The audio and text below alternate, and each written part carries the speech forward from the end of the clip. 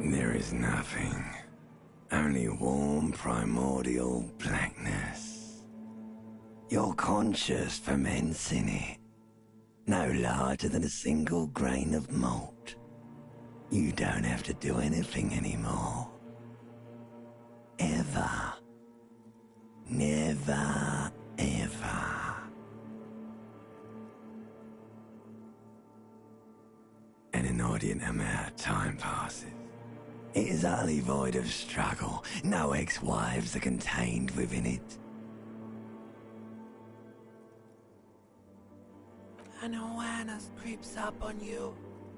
A mass lies hidden in your dead angle, soaking in some lurid acidic source. It's bloated and shameful, a ball of meat surrounding you. This is a terrible line of questioning, and it will only lead to more awareness of the meat thing. There, no ball of meat, no light in the formless nothing, just nice women. Coming right up, sir. Smooth passage.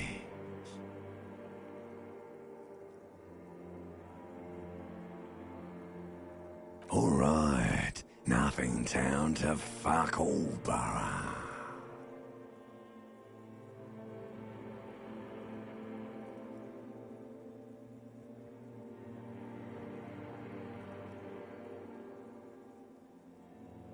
Do you want me to upgrade that to a one-way trip, sir?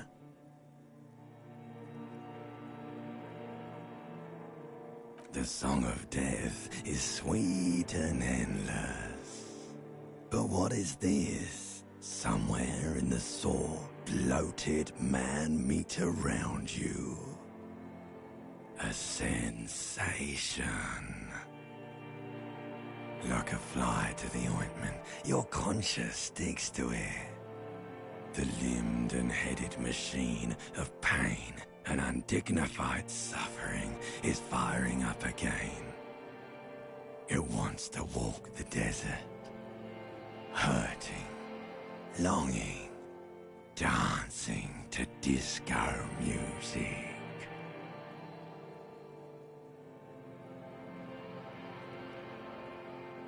The stench of liquor rises from your mouth, and with it, an ungodly headache.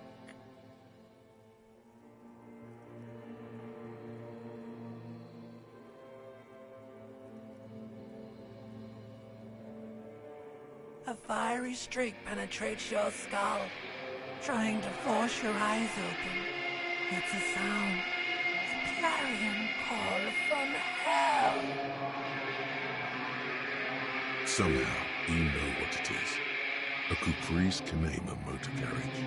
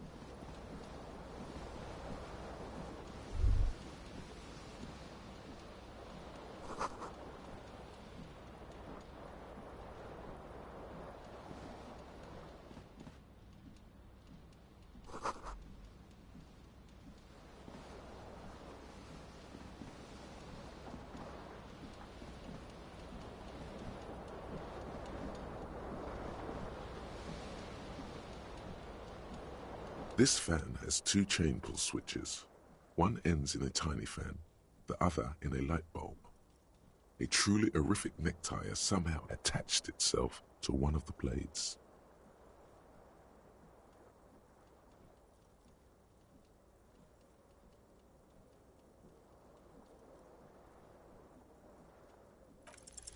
You reach out to grab the tie, but what's this?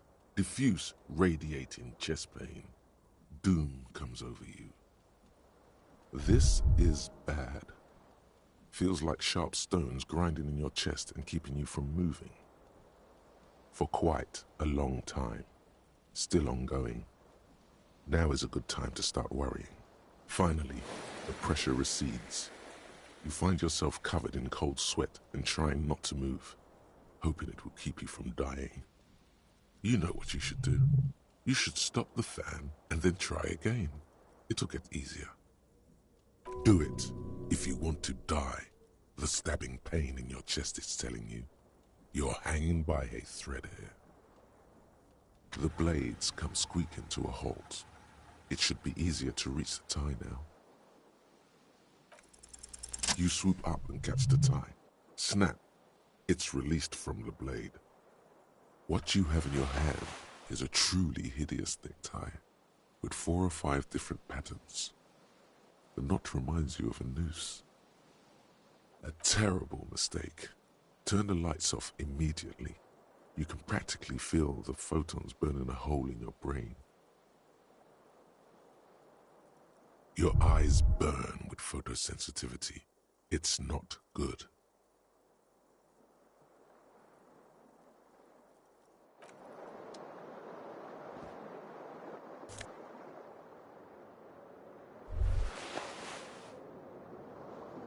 You hear a jingle. Keys are clinking in the pocket of your flare-cut pants. It says, whirling in rags, on the aluminium keyring. There is a single key on the ring. The number 1 is etched on it. It should open the door. The whirling in rags is a hostel cafeteria on the urban coast, frequented by dock workers.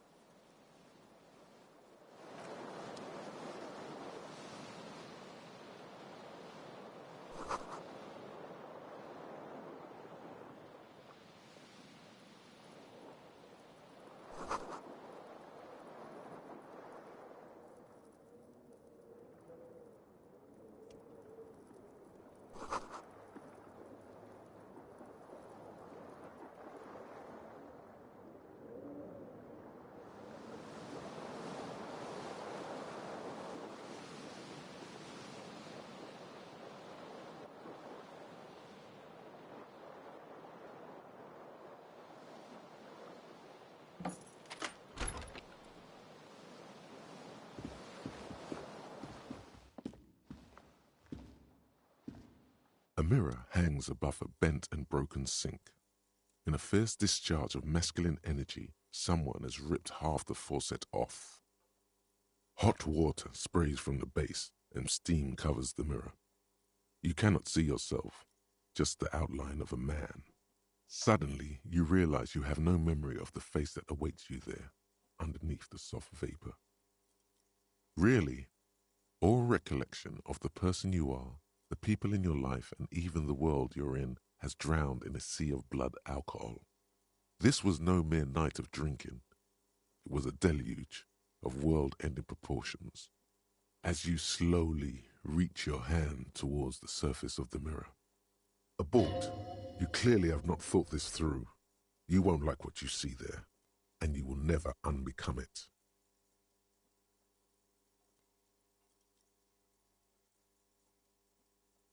Yeah, there is definitely something wrong with it.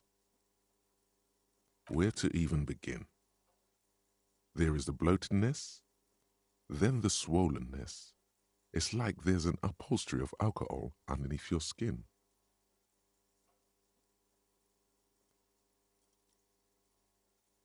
It's not.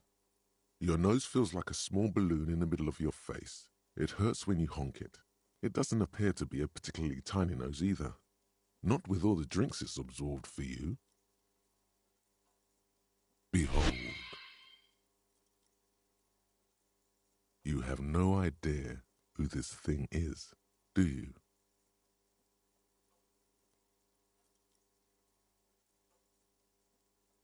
Too late. You clearly have rigor mortis on your face. Or wait, is that an expression? Are you trying to make an expression with that face? Why? Please stop. It's horrible. You're scaring yourself. You can't, can you? It's like it's not even voluntary anymore. You have worn that grin into your face, and now it won't come off. What does it even mean? What is the emotion you're trying to convey?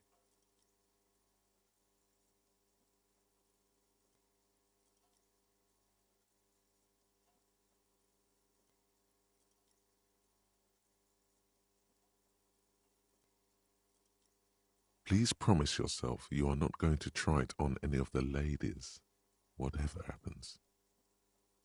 You liar. You can't even tell the truth to yourself. Go ahead. Try something.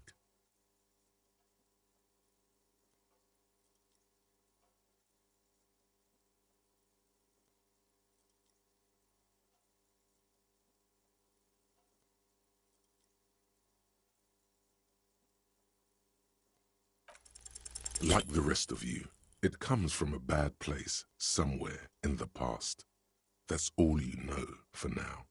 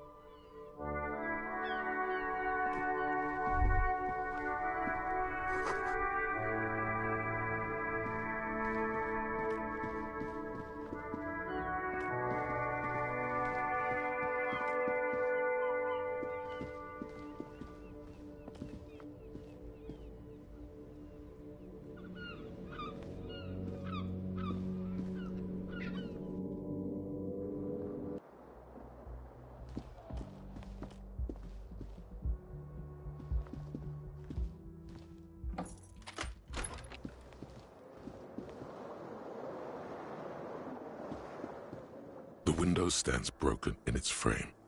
Cold wind blows in. The morning light hurts your eyes. It's hazy, but you see the ocean and some war-torn buildings. The shards face outward. Whatever broke this window came from the inside.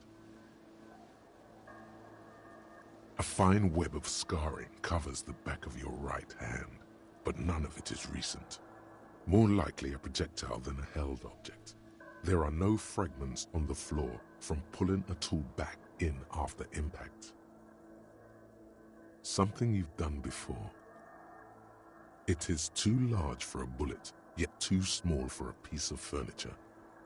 You're looking for something heavy and larger than your fist. The shoe you found on the balcony fits the hole almost as well as your foot. It's similar to the green shoe that's on the hat rack in the corner, which, coincidentally, is missing its friend. Congratulations, you smashed the window with your own shoe. The window agrees. Its cracked smile is cold and sparkly.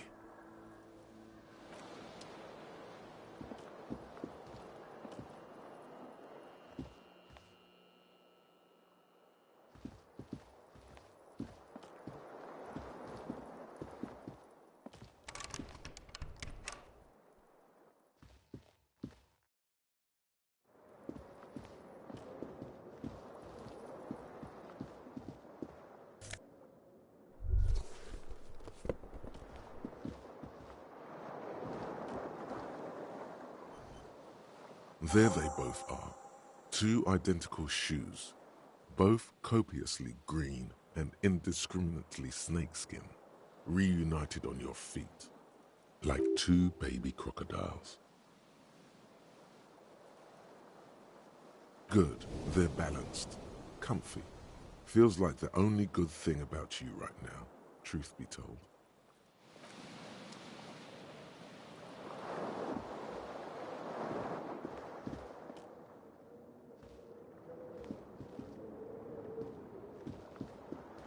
The window stands broken in its frame. Cold wind blows in.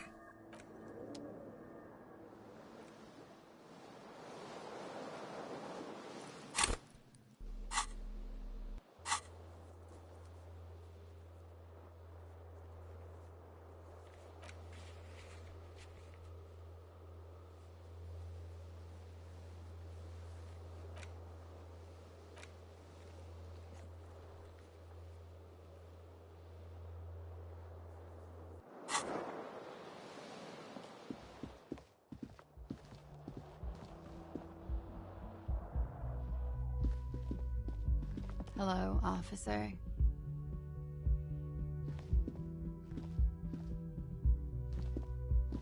The young woman raises a cigarette to her lips. Her eyes are brown and her face is speckled with birthmarks. She can't be more than 28. No. Because you're a police officer, sir. I'm not, unless you've been shitting us all this time.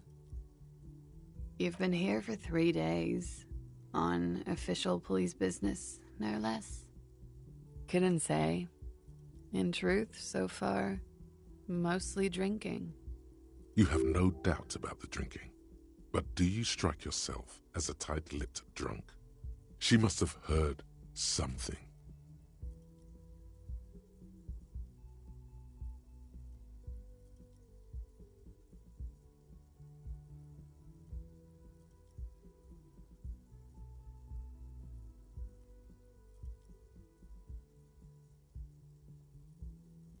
Don't be so harsh on yourself. They let almost anyone be a police officer. Could it be because of the drinking? She hasn't had time to put her makeup on. This is her morning cigarette. She looks tired, her beauty waning faster than it ought to at her age. She nods.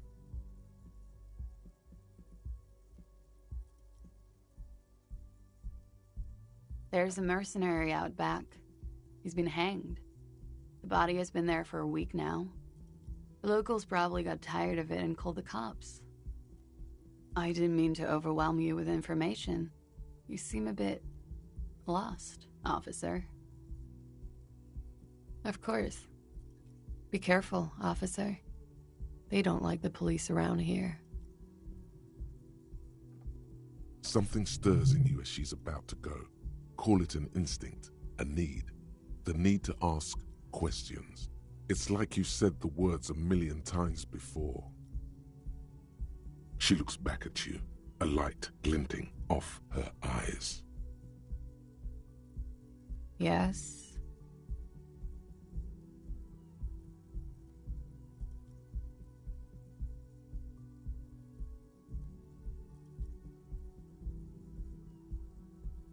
There was the usual ruckus. Loud disco music. I couldn't say.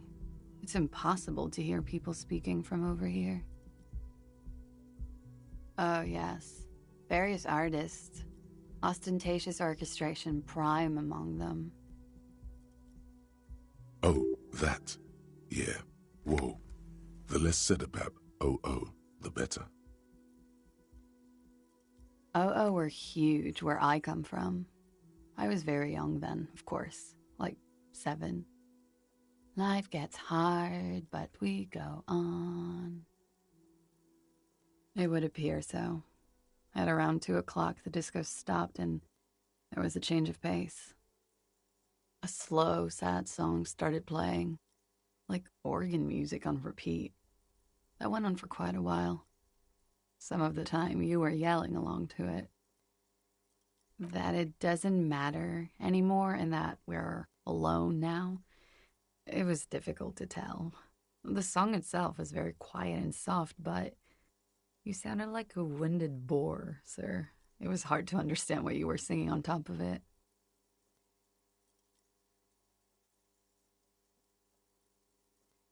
Yes, it was very cool. It's impossible to say whether she's being sarcastic or really means it. Then you started screaming and trashed the place. No, it didn't sound like there was a fight.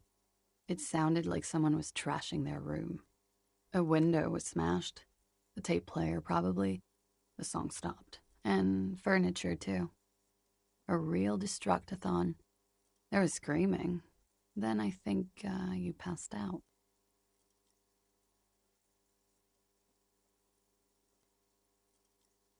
There was. I think you screamed that you didn't want to be this type of animal anymore. I may have misheard, but it was sort of memorable.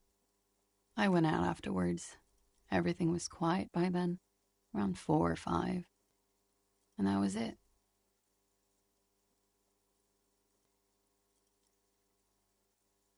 It's 51. The current century? Centuries don't have numbers, they have names. And this is the current one.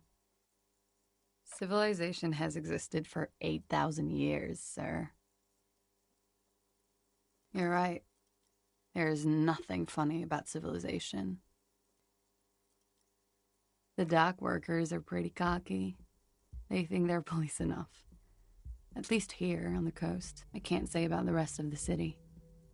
You're in a hostel, sir. We are in Revachol. Revachol is the disgraced former capital of the world, divided into zones of control under foreign occupation.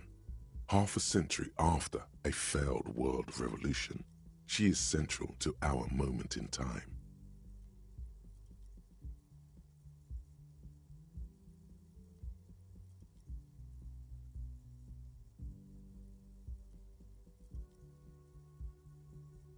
You sure look like you're from Revachol.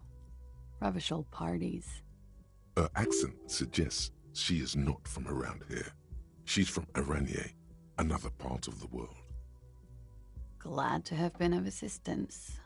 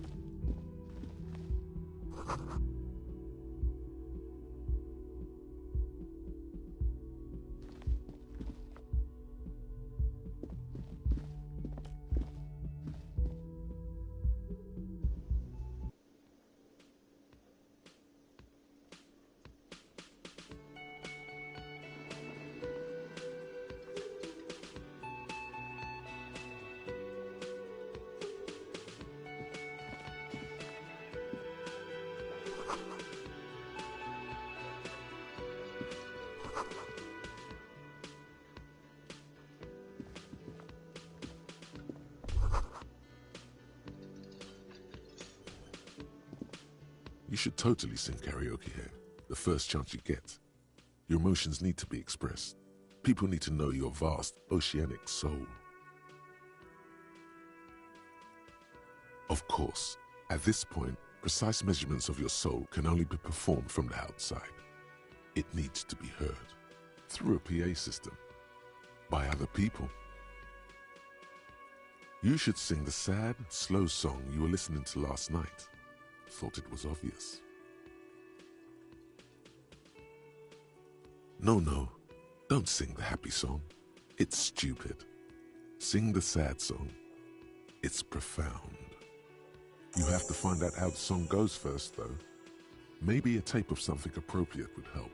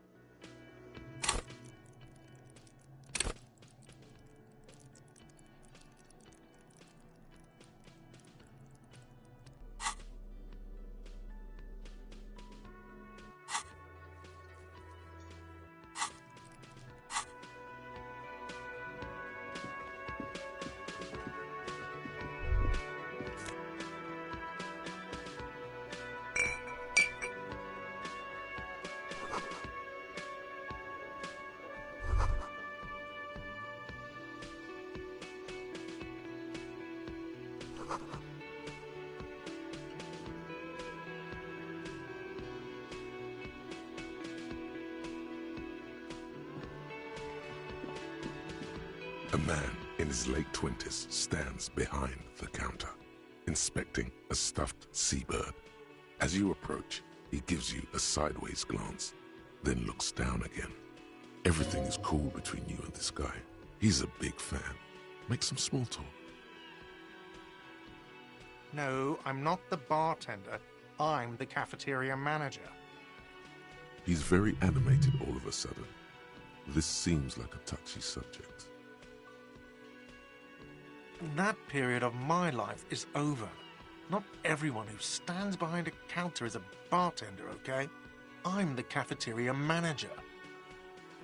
I have 3 cafeterias to manage. 3. Sylvie tends the bar here, not me. I'm only standing in. She just, you know. His eyes dart from left to right. This man isn't lying, but he is hiding something. So now you're a cop. Oh, forget it. A competent work of taxidermy. The white and brown seabird lies among piles of coasters and drying mugs. One of its wings broken. The man is trying to mend it. Looks like the bird was ripped off the shield that was used to mount it, most likely on a wall. This is the great skua, The seabird is the symbol for the discovery of the Insulindian Isola, the part of the world you are in right now. The small steel tag says as much. The Great Skua, Stegosaurus skua. Look, your buddy is over there. Why don't you go and talk to him, okay? He pretends not to hear you, concentrating on the bird instead.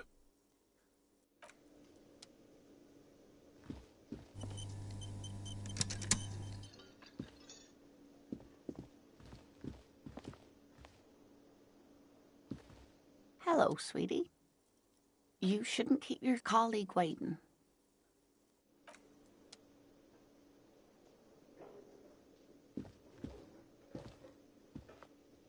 A bespectacled man in an orange bomber jacket is tapping his foot on the floor. Looks like he's waiting for someone. You. As you approach, he narrows his eyes and extends his hand in greeting. On the sleeve of his bomber jacket, as well as on its back, are the same enigmatic white rectangles as on your blazer. Hello, I'm Kim Kitsuragi, Lieutenant, Precinct 57. You must be from the 41st. You realize he's waiting for your name.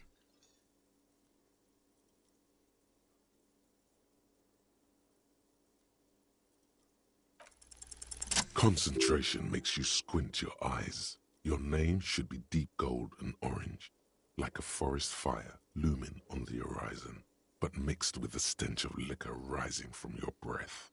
You're 2 steps closer to it, but there are still many to go. Okay then. It looks like we had a little scheduling error on Sunday. Saturday too, actually. Have you had time to talk to the manager here?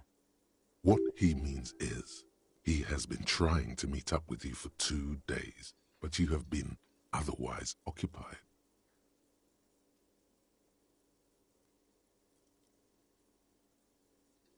If you don't mind, we should talk to him again. Ask him for a rundown of the area. Now that I'm here as well. I understand the scene is out back, right? It also wouldn't hurt to assure him the police are finally here. In full force, I mean. Have you mapped out the initial interviews?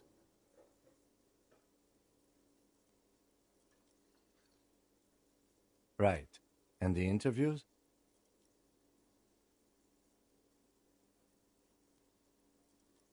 At the 57th, we like to prepare an initial list of persons of interest, and then just skim the surface.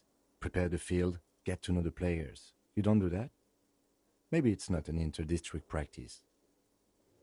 Okay, we'll have time for that after we take a look at the coroner's case. Have you removed the dead body from the tree?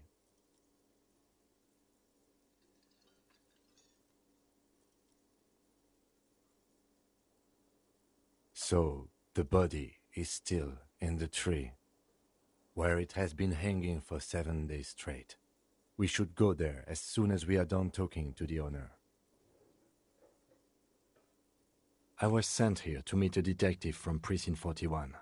You have the insignia of the citizens' militia on your sleeve and on your back. I suppose you could be impersonating him. You could have gotten the insignia from the black market or forged it. But for now, I'm going to set those possibilities aside. I'm not from the Inspectorate General. Inspectorate General means internal affairs. What he's saying is, he's not from the Rat Squad and isn't supposed to suspect such things. Yes, but I'm not them. I'm from criminal investigation. Yes. They're not just white rectangles. They bear a halogen watermark with the letters RCM and a pattern resembling the street grid of Revachol West. I would ask you to step into the headlights of my motor carriage, but again, it's none of my concern. I just need you to do your job. You mean you don't have a badge?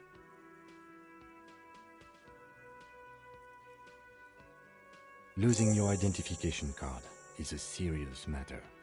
My vehicle has a shortwave. You can use it to report your badge missing. I would advise you to locate it as quickly as possible. But getting the body down should still take precedence.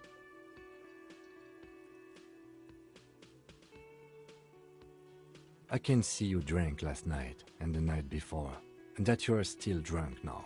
But I have seen officers go through worse. Much worse. If you need something for your headache, there is a general store nearby. But as I said, the dead body should be our #1 concern. After you, officer. Lieutenant Kitsuragi is now in your party. You can talk to him whenever by interacting with him.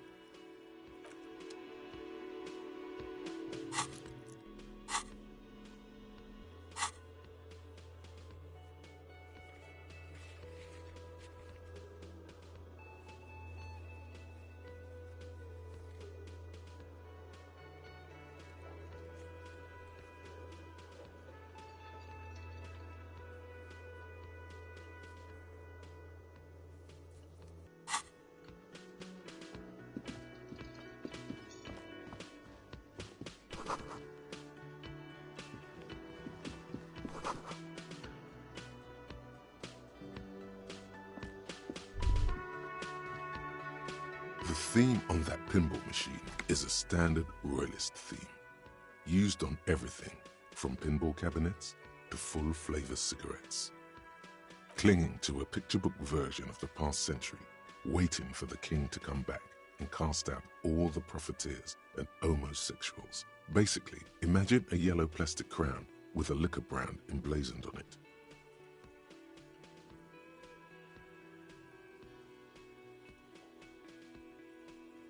The sentiment is called anti-centennial nostalgia, pining for a time before the turn of the century. It's common even now, after 50 years.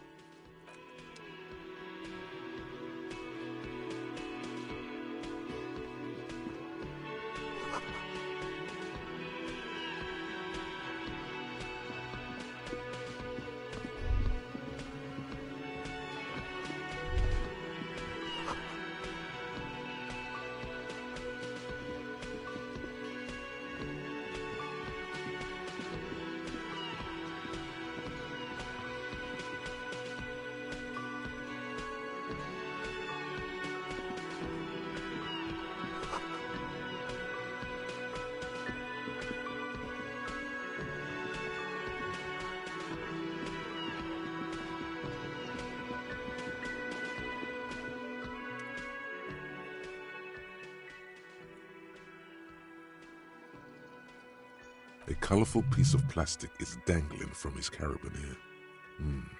Makes your fingers itch. On the counter, rolled out of his open hand, you see a blister pack of headache medicine.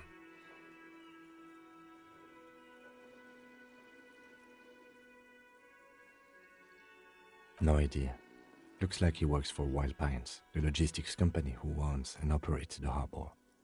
Possibly because there's a strike going on in the harbor. There's not much to do aside from drinking and sleeping. It's a dock worker's ID, doubling as a shift card and a job permit. A young, able-bodied man stares back at you from the photo.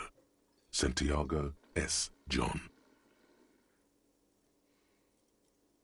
The man does not mind. You probably need them more than he does.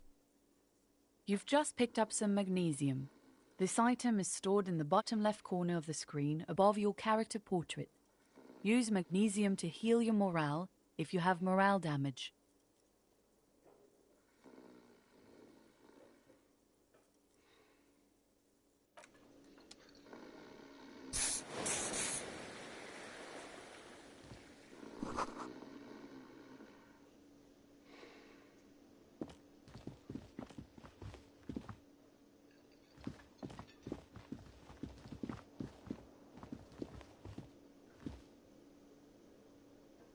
Yes? What do you want to know? No, it's not a particularly mysterious case. The deceased is a security guard for a corporation involved in a labor dispute. It doesn't take a DeLorean polymath to put the pieces together.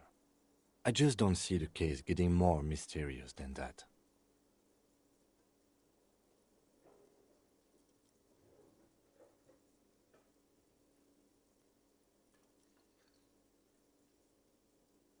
There was some interest in this case at my station, but not for the reasons you have in mind. You seem to wish there was a... Good point. Martinez is famed for its occult sex murder rites. We'll get on it immediately. The weary tone is the surest indicator that the lieutenant is being sarcastic.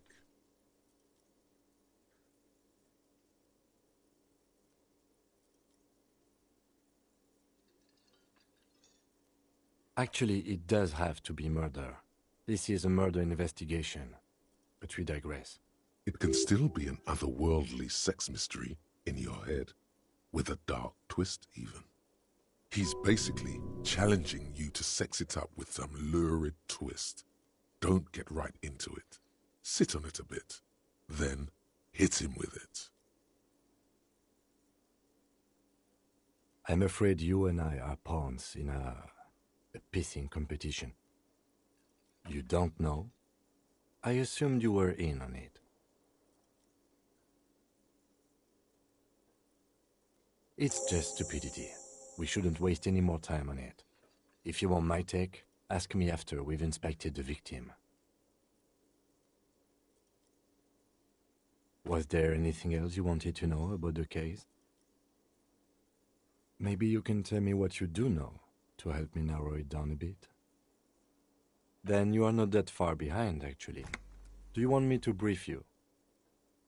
3 days ago, the RCM Emergencies Desk received a report about a security guard who was found hanged in Martinez. An anonymous caller said there was a dead body behind the Whirling in Rags hostel cafeteria. The cadaver had been there for 4 days. No one had come to investigate. During that time, the victim had been stripped of his belongings.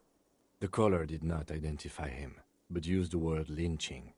There is an ongoing labor dispute between the local dock workers and the logistics company Wild Pines. I was told we should approach the death as part of this dispute. To find him or her is one of our tasks here. For now, all we know is that the tone was muffled using a device of some sort. The desk could identify neither the caller's age nor sex. There's a strong prejudice against involving the RCM in what's seen as union matters. The dock workers' union is the de facto police in Martinez. Now it appears they've started executing too. We cannot allow that.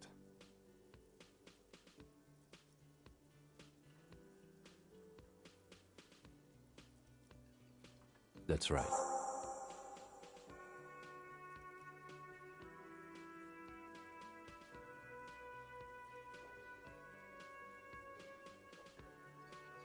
You mean like a brief? Do you want me to brief you again? There's no reason to wing anything. If you didn't get the brief, that's okay. I did. 3 days ago, the RCM Emergencies Desk received a report about a security guard. During that time, the victim had been stripped of his belongings. The call, a security guard or worker of some sort, hired by Wild Pines. This was just hearsay from Martinez, of course. We need to find out the truth.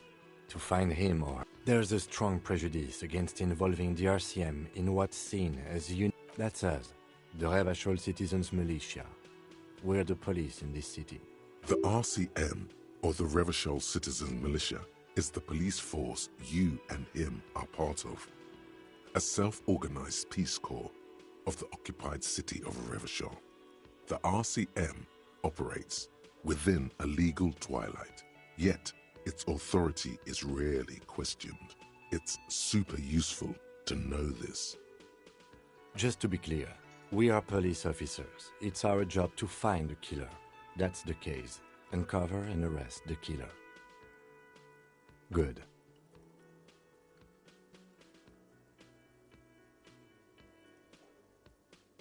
Me? I don't see how my life is pertinent to the investigation.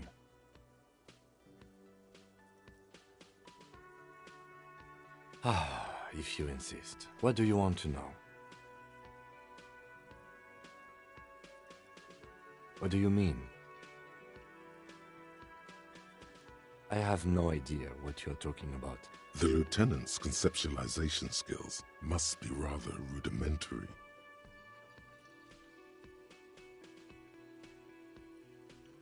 I can't say that it does, no. When I need to think, I just use my notebook. The lieutenant produces his small blue notebook and idly thumbs through a few pages. We all have our different mediums. His is written. No. The lieutenant nods.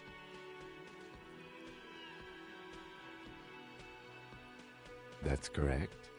You feel a slight urge to put the lieutenant down for this, but you can't quite muster enough testosterone.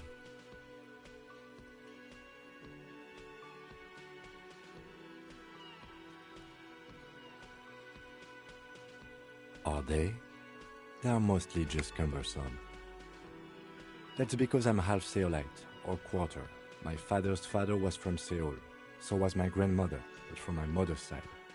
It's not an interesting topic. It's a part of the world, officer. A geopolitical entity and a geographic division.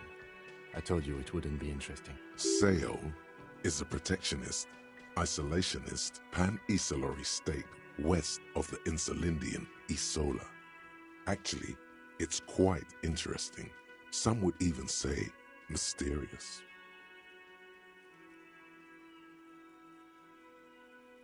I can see you're disappointed. You are right to be. I don't speak a word of Seolite.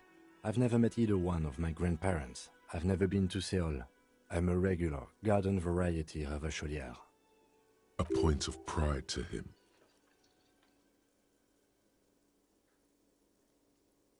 Good. Let's change the subject. No response. He's having trouble processing it, believing it even. Have you tried concentrating on something other than your personal affairs?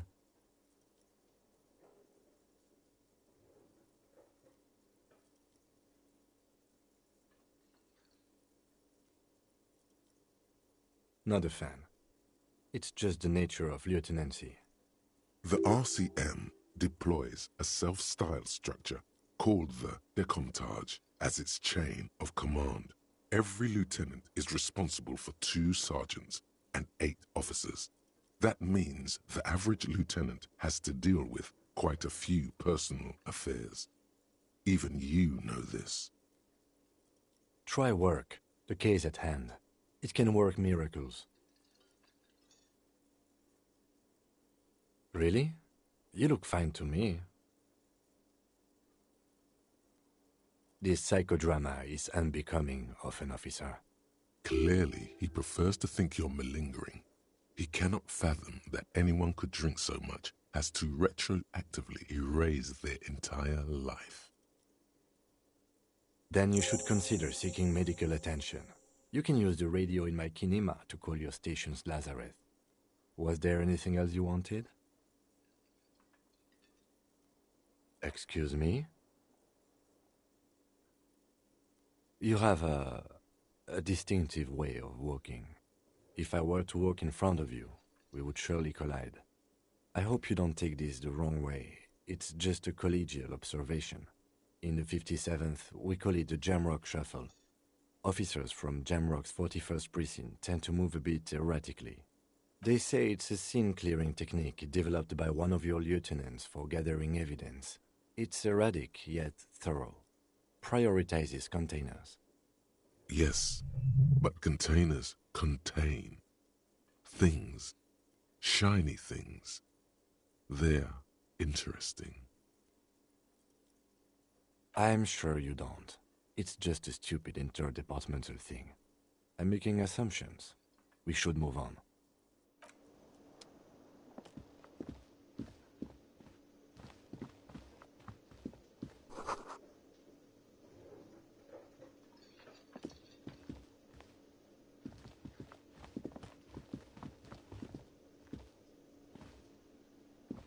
The man with the unimpressive beard notices you approaching. He drops the ledger he was holding and turns to the lieutenant. Mr. Guard, right? You run this place. Yes.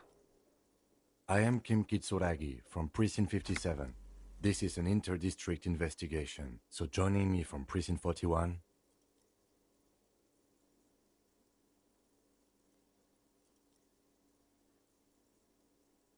Are you kidding me?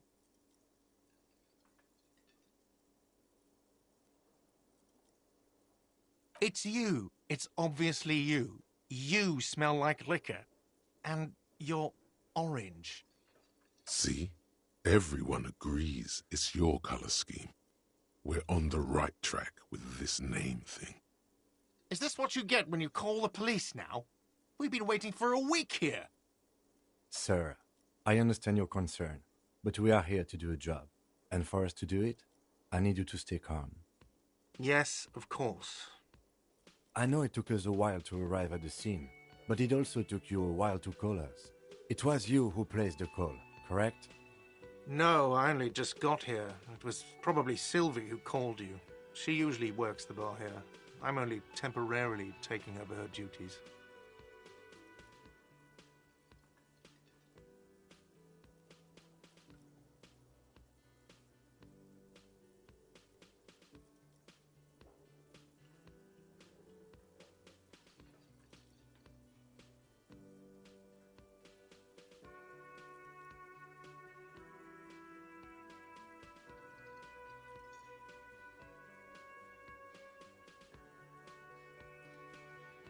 Do you have her number? As a matter of fact, I do. This sounds like something you can use to call this Sylvie later. You said you just got here. From where? Are you a local? What, of Martinez? No, I live in Jamrock. I only sometimes come here to keep an eye on the place. This is just one of the many, many cafeterias I manage. But you still know your way around, yes? In case we need directions. Yes, I know where some things are, but as I said, I don't live here. I just used to work here. And I'm not going to start working here again, if that's what you think. I didn't imply that. Detective. He probably means this is where you step in and ask your questions. His face expresses profound doubt in your having this. Ask him about the body's location before asking if he killed him. People give up information in the more innocuous questions, which you can later use in the more sinister ones, not vice versa.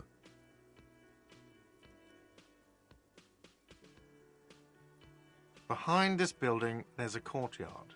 They hoisted him up on a tree there. That's easy. See that door there? First you exit through that. Then to your right, you should see a big hole in the fence. A really big one. You can get to the courtyard through there. No need for the keys. The hole is big enough for the Franco-Nigerian cavalry to fit through. This man means the heavy cavalry of the innocents Franco-Negro, sweeping over the plains and nations of the enemies of mankind. 5th century style. Unified currency and the concept of cool came in their wake. They wore lamella and carried guns. But first and foremost, Franco-Nigerian heavy cavalry was really, really wide. That hole in the fence must be enormous.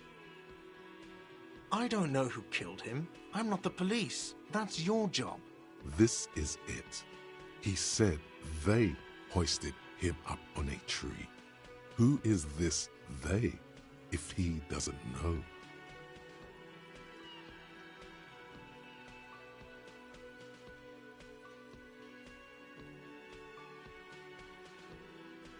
Oh, people are saying it was the union dock workers, that it was a lynching. The locals, customers, the people who eat here, a lot of dock workers eat here. Sylvie told me everyone knows the dock workers did it. Did the debarders themselves tell her this, or is it a rumor? I don't really know. You'll have to ask her. I would suppose it's because they have nothing better to do. You mean the strike? Yes, the strike. The man they hanged was a security guard for the harbour company, I hear. A mercenary. The Unionistas probably thought they'd send a message. What are you, crazy? Of course I didn't kill him. The lieutenant turns the page in the little notebook he's been scribbling in. Haven't you asked me that already? What is it with you and this woman? She has nothing to do with this. Okay, you got me. She went away because of the dead body out back. And because I asked for her number. That's why Sylvie went away. I hope you appreciate that. Thank you.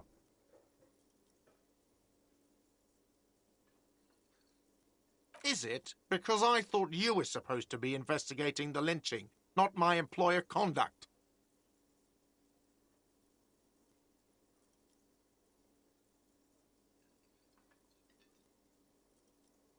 Good for you. Was there something else? I'd like to get back to what I was doing. Let's go. Not so fast. You owe me 130 real.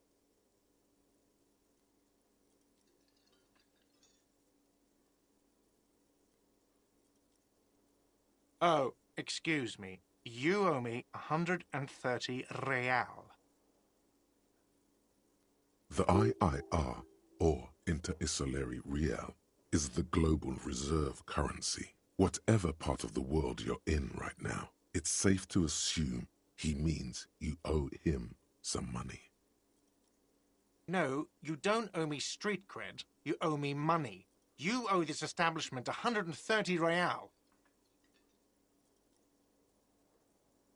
What are you, a philosopher?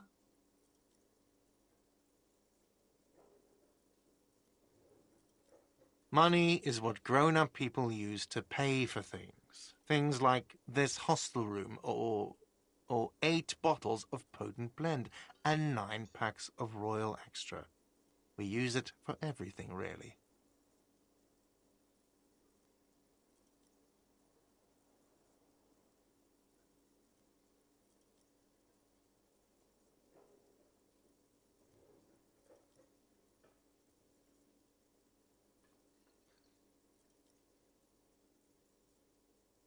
Are you serious? From your work? I don't know. You can take bribes, I guess. I'm sorry. I don't think cops can take bribes. Some do take recompense, but only to survive.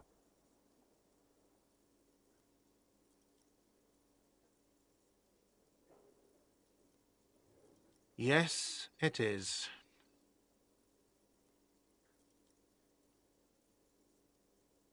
No, you see, that's 40 cents. Cents are a form of currency 100 times smaller than the real. I'm not even going to take this. Come back when you have 130 real.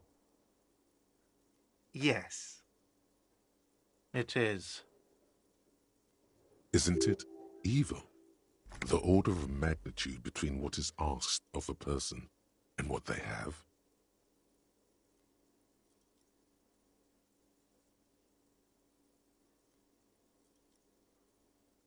There's a shuffle of nylon as Lieutenant Kitsuragi looks for something in the pockets of his orange bomber. Let's see. 3 nights at a tariff of 20 real comes to 60 real. Then there's the window you annihilated. The hole in the window was the first thing I saw when I came to work. So don't try to tell me you didn't. That will be 40 real in damages. Another thing you've annihilated is half the bar. You've run a tab of 30 real. Actually, more, but we'll round it down to 30 for your hard work maintaining the stability and order of Revachol. That's 60 plus 40 plus 30 equals 130 real. And yes, real is still money. I'm sorry, but he has to pay. I can't let him stay here any longer if he doesn't. If he doesn't have the money by tonight, then... Officer, maybe you're better off working this from home for now. You live in Jamrock, right? It's not that far away.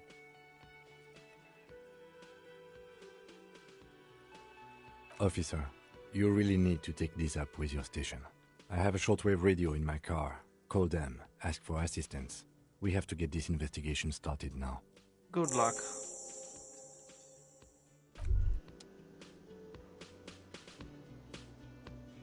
By the way, where is home? The address is coming up blank, and this place sure isn't it. But you've been at this hostel cafeteria for only 3 nights. Where were you before? You had to be somewhere. You don't really know, do you? A vague, blackened image doesn't sound like somewhere you can stay if you run out of money.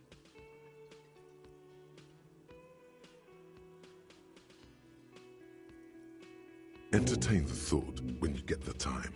Maybe being a hobo and a cop has its advantages.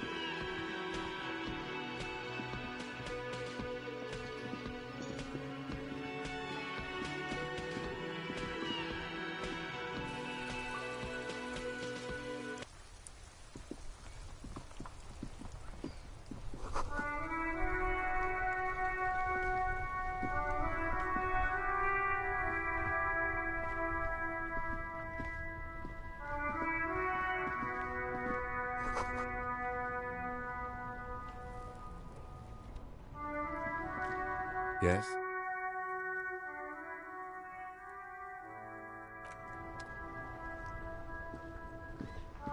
The RCM in Martinez.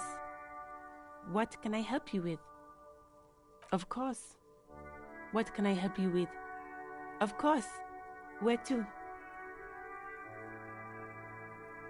Oh, that's right there, in the yard. Even all the way over here, there's a drop of death in the spring air. There's the pier, the Cape Side apartment buildings, some more tenements. Not a lot, really. The harbor gates, some kind of commotion, I think. I don't follow the local politics. A fleet store, too. Some shops and a bridge. The canal bridge leads to the coast, but it's broken, I think. Some kind of accident, probably. Just coast. There's a little fishing village there, and a fish market. But that got closed down ages ago. It's just water. No, actually, I think they call it the Martinez Inlet. There are some islands in the bay, but they're hard to reach.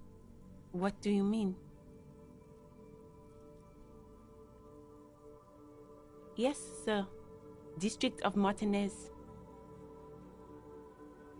He knows where we are. He just wants directions. No problem. Me? I am just a gardener. I am pleased to meet you too, officer. Of course. I won't hold you back. If there's a corpse, then you're going to need those gloves for the autopsy. Sure, keep them.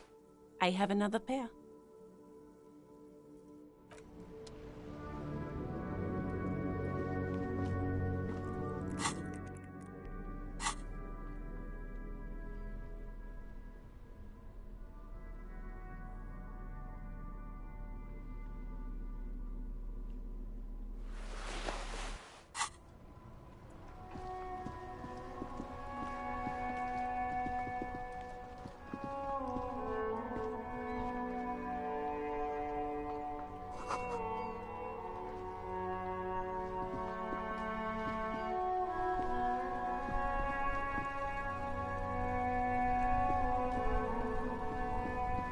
This Post Lavantorie mail collection box has been heavily vandalized with graffito. A closer inspection reveals 2 bullet holes in the front. A faint sticker on the side reads, RCM Emergencies Desk number 8102, with a slogan, Mankind, be vigilant.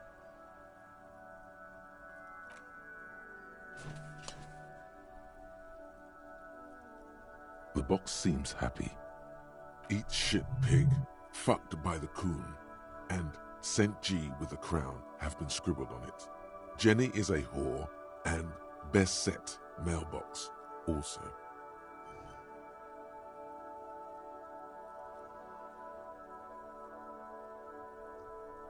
The mail collection box seems cathartic, thankful even. So do you. You shudder, then you swallow.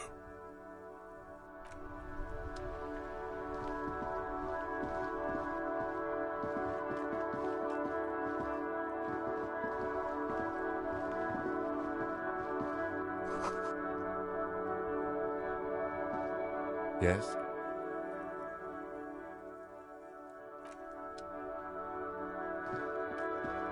An old call box with a matrix of push buttons lists all the companies in the East Delta Commerce Center.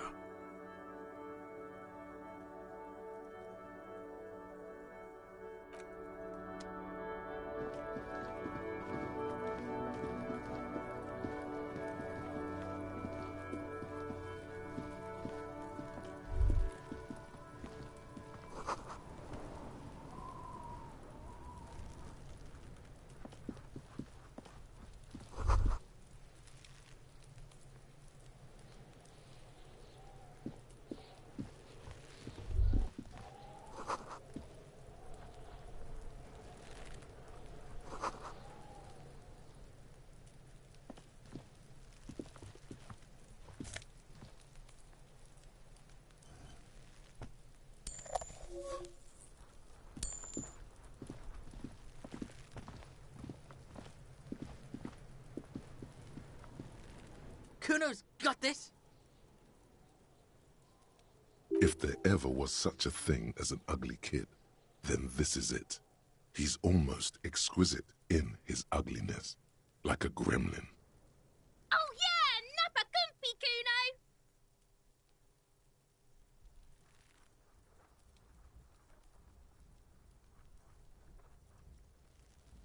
Right in the dick, Kuno! Get him right in the dick! Love it in the dick. The boy is sweating profusely.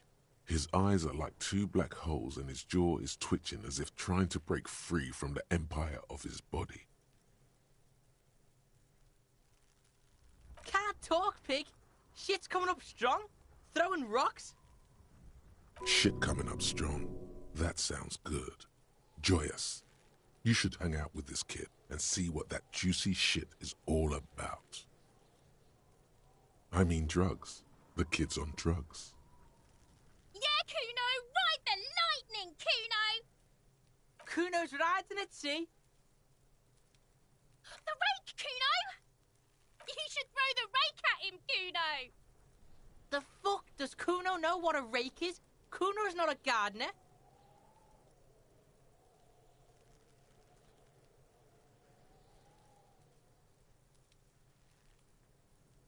We shouldn't do anything. I don't tempt such forces. You will see. The language these kids are using, pure unfettered id. There will be no reasoning with those creatures. Fuck no! Kuno doesn't buy that shit. Fucking entrapment shit. Fast. This kid has got street smarts. The fuck are you talking about? He's calling us Kuno. He says we're fucking each other. Alright, entertain the Kuno. Show me what you got. What you got there? What you got, huh? Show me what you got. The kid moves his hands like a basketball player dribbling fast.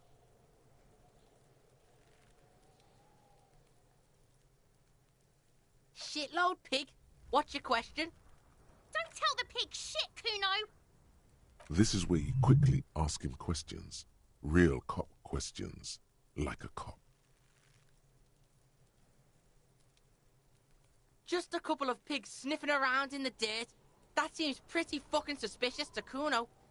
Yeah, you tell the faggoty, Kuno. Kuno's fuck gimp. Kuno uses the fuck gimp for target practice. He's trying to hide the fact that he doesn't know. Kuno knows what you meant. Kuno's not a snitch. That's all. Trying to make Kuno sing into the popo phone.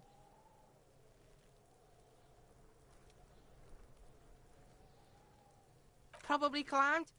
Kuno was busy down the road when that shit went down. You heard Kuno. Kuno wasn't even in Martinez. Kuno wasn't in Revachol. Kuno wasn't regional. I don't know. Some fucking... Mesk or I don't know. Some other place. Night City. Kuno was in fucking Night City. There is no Night City anywhere. That sounds like the name of a city in some pulp science fiction novel. Kuno gives this info out on a need-to-know basis, and you don't need to know. Kuno didn't smoke the gimp, if that's what you meant. Thanks, Kuno. That's one name you can now cross off the list. You're testing Kuno's patience here. Get lost, Right, pig. This is where Kuno plays with his little wooden choo-choo. What do you want with it?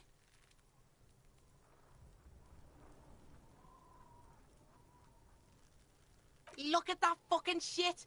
You're trying to get Kuno killed. Fuck does Kuno know? Kuno's not a fucking acrobat. The lieutenant takes a quick note in his notebook. It's a trap, Kuno. Don't climb it, Kuno. Dunno.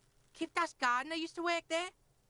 Kipt is a pejorative term used to describe people of South Seminese or Areopagite descent. It used to be a common first name among the Areopagites of Ilmara. Not so much anymore. Look, Kuno doesn't explain shit. Kuno just says shit. Yeah, her. What was she doing in the greenhouse in March anyway? What kind of gardening is done in March? Fish is sometimes used to fertilize the soil a few weeks before planting something. Maybe she was preparing the garden beds. Yes, it seems suspicious. You don't like things being like that. Suspicious. Yeah, whatever. Kuno doesn't give a shit. Kuno's Kuno, pig? It's always Kuno, never I. Clearly the kid's using the third-person perspective as a shield. Yeah, Kuno's in a fucking gang. In a bang gang. Kuno bangs for Maggie, bangs for Mazda, bangs for Revachol. Watch out, Kuno! He's trying to fiddle you! He's gonna put his hands on you! Help! Pig's got Kuno! Help! Rape! Help! He's got the Kuno, help! Everyone can hear. You need to get the hell out of here before.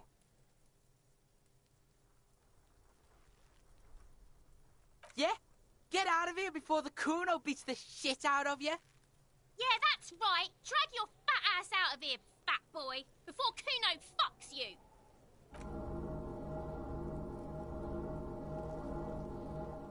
Bang!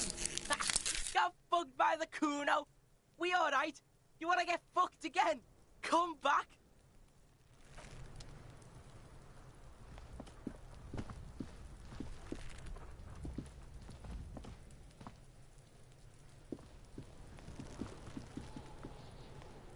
The corpse looks at you with bulging white eyes. The face around them does not look human. It's swollen and ready to burst. His lips are fish-like and his tongue like a ball gag in his mouth. You seem to be holding your breath. A cargo belt twists his neck at an unnatural angle. The body below appears stiff. It's letting out an ungodly rot. The smell seeps in even through your clenched nostrils.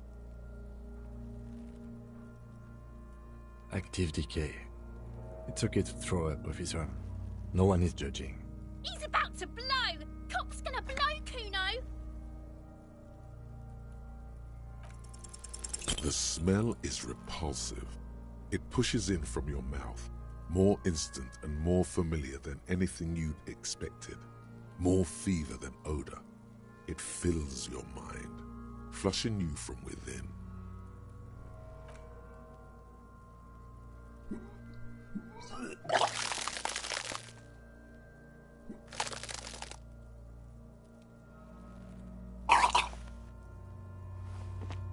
You feel a great force ringing from your stomach. Your body curls and pushes it out, burst by burst, until a pool of vomit lies under your feet and your throat stings from the stomach acid.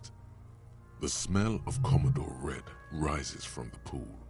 Among it, distilled spirit and bits of shish kebab. It's okay. Happens to everyone. Keep it. The hangover is clearly making this worse for you. You could use some ammonia to clear your head.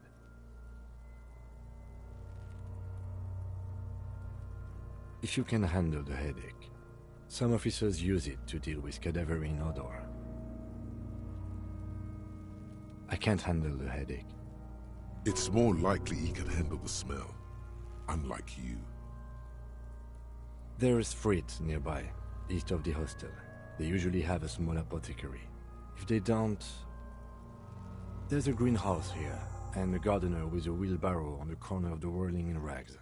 If she works here, she might have something for the smell. Pretty clever.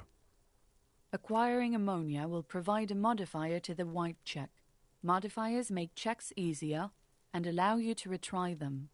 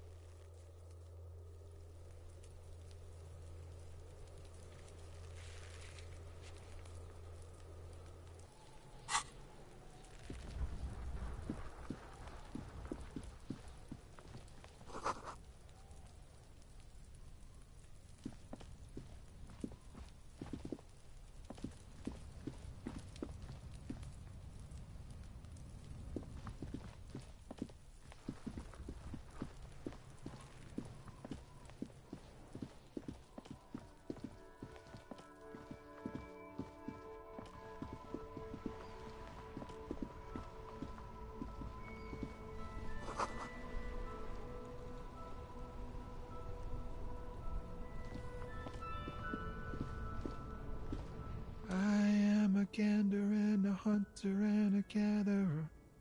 Feel like a traveler. A simple little cadence, He seems to be making it up as he goes. From another planet. Hey there. It's the jam, my man. The air from the east is thick with the smell of crude oils, heavy metals and other byproducts of the modern era. You can almost taste it. It's a traffic jam for the ages. Harbor gates up the street are shut tight. No explanation given. Workers on strike, scabs agitating, an all-around clusterfuck. Meanwhile, we're all stuck here in long-haul limbo for days upon days upon days. Upon days. Yeah, exactly. It's official. He too agrees. This is the antechamber of the afterlife. Feels like forever. Like I was born on this here roundabout and this was all I ever knew. Just me and the metal and the tires, the oil and the fumes of mazout. Mazout is an antiquated term for heavy fuel oils. This man has a barely suppressed performative streak, or he just likes unusual words, or both. Yeah, imagine. It's been a whole week already.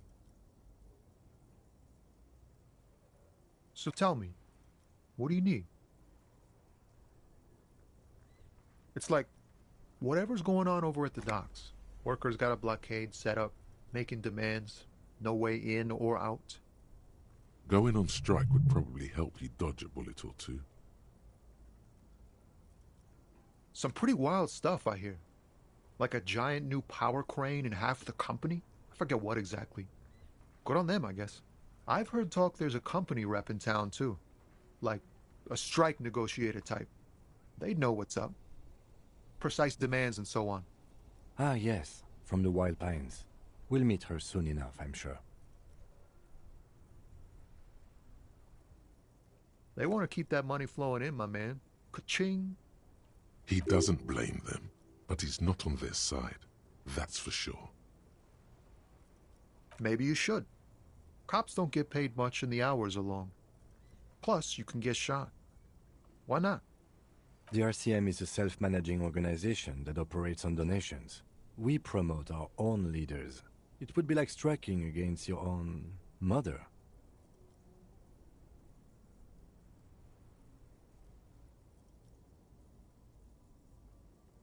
Okay, but do continue.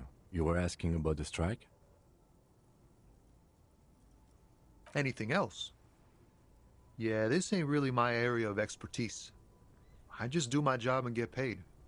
I have things to do and places to be. All of us do. Us lorry drivers. Camionneurs.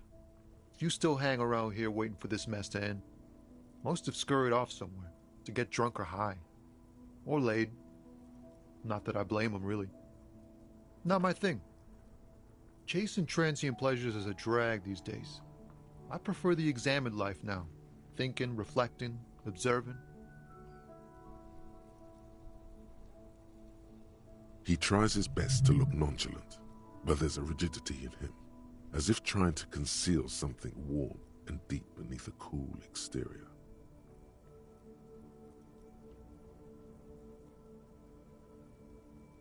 He ain't one of us drivers. I know that. All accounted for.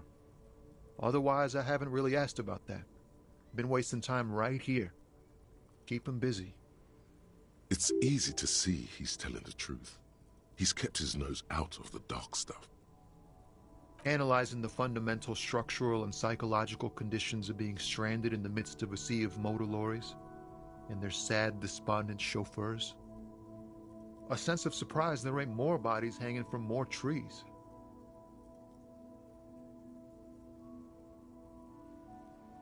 Oh, high-grade narcotics, illegal firearms, stuff like that. Relax. He's merely joking.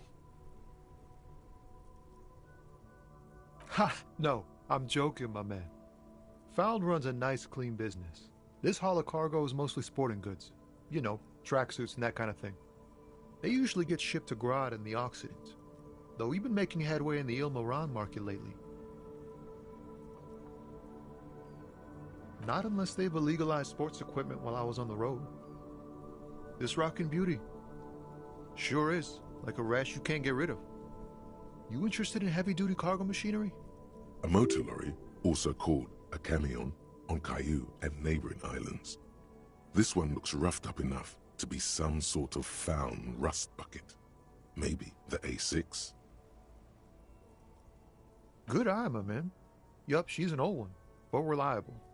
Me and her spent a long time together. We're pals and all, but I can't just freely hand out the merchandise. The bosses won't be happy. The man taps his fingers rhythmically against his arm.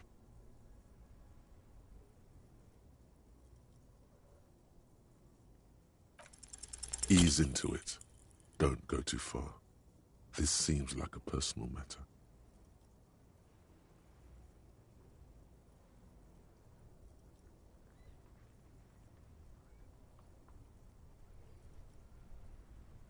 I'm okay, man.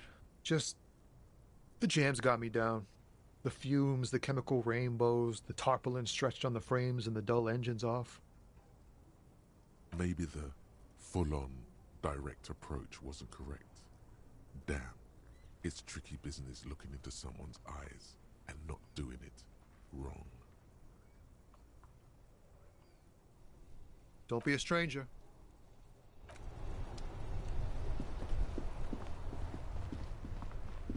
Hello again, officer. How are things?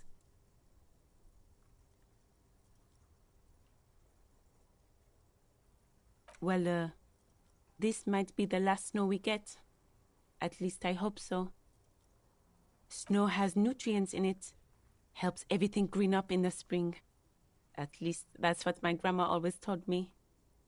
Yes, think about the cute grandma, not the weird snow.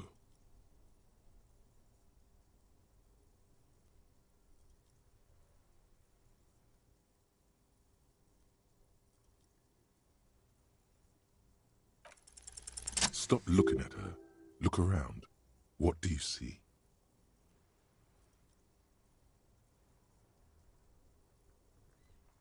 That's right. And the canal, the bookstore, the harbor gates. This is a great vantage point for keeping an eye on you. Glad to have been of service. Now you know the locals are keeping tabs on you. Sure, I'm done with it. Go easy on that stuff. It gave me a terrible headache.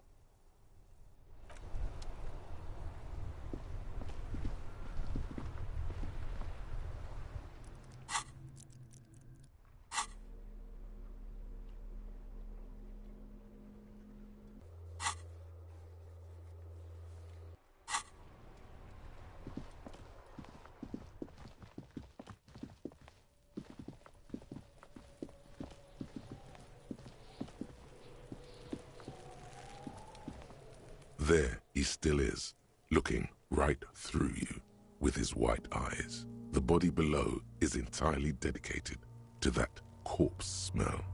Emitting it is all it does now. The ammonia only makes it worse. The combination forces tears out of your ducts. You manage to keep it in once. The second time, not so much. When the vomiting is done, your cheeks are wet with tears.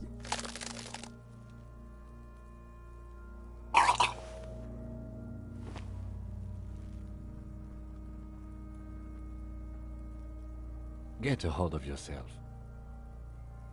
I've seen strong men turn themselves inside out for hours. You are facing tough odds here. Alcohol withdrawal makes it considerably harder.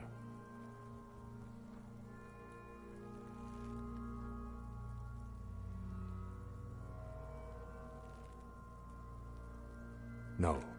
This is a two-man assignment because it needs 2 officers to complete. I need your help. You need to get your shit together.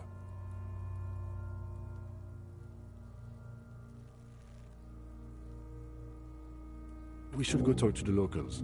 Find something else to do while the wind changes. It's pretty bad right now.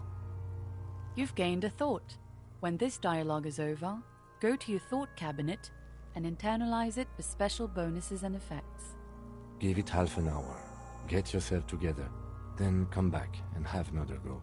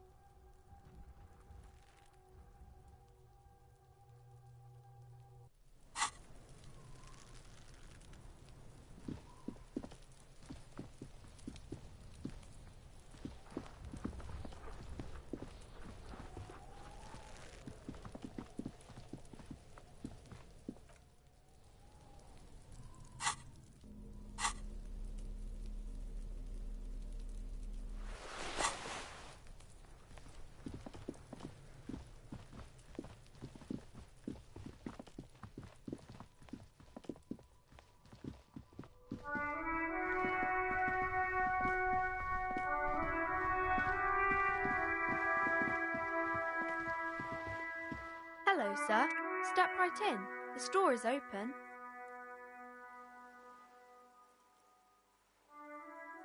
Are you interested in a new and exciting book? It's a bookstore, sir. We sell books, postcards, and some board games. It's called Crime, Romance, and Biographies of Famous People. Books? Postcards? Easy. Even a kid would know all of this.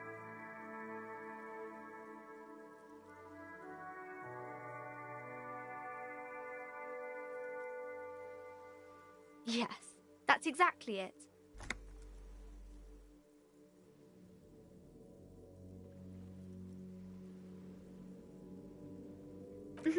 You got it, sir.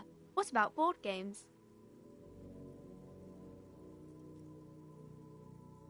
Okay, sir. This was all very enlightening. Can I help you with anything else? Okay, sir. I'll try to answer any questions you have. I hope they're about books. My name is Annette, sir. My mum, her name is Plaisance.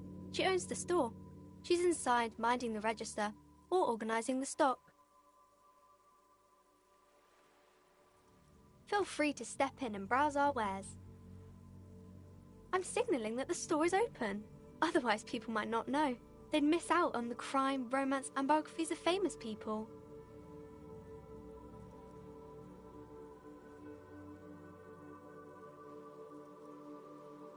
Oh, no, sir. I'm happy to help Mum by luring in customers. Besides, I have some hot juice in my vacuum bottle to keep warm. I do my studies at home at the moment. I have to help Mum keep this place running.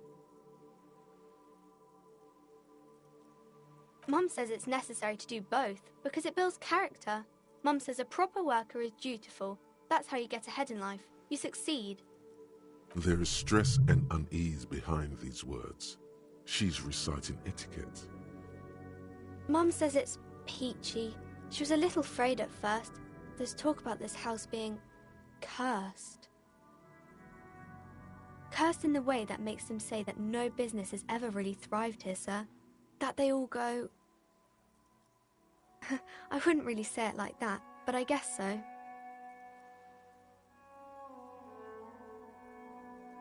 They shouldn't be, but they seem real. Anyhow, they say that these grounds are doomed for businesses.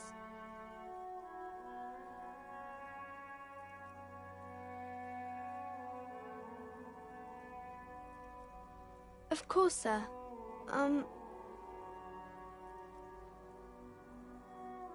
It's the type of book where there's a rich lady and she has to choose between the good man and the bad man. Or there could be a story about a poor lady getting a rich man. It's about man and lady business, sir.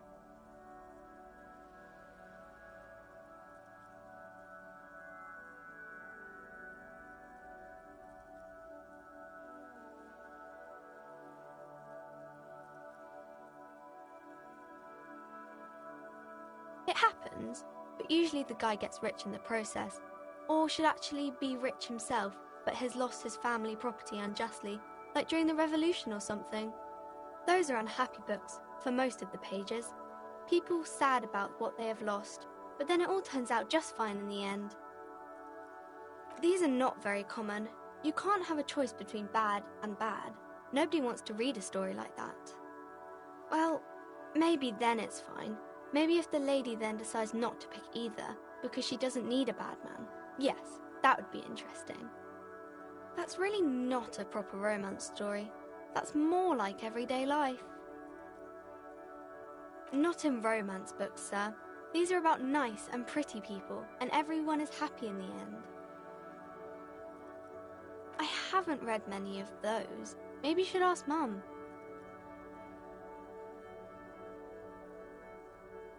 I don't think it's a romance story if the main characters break up, though.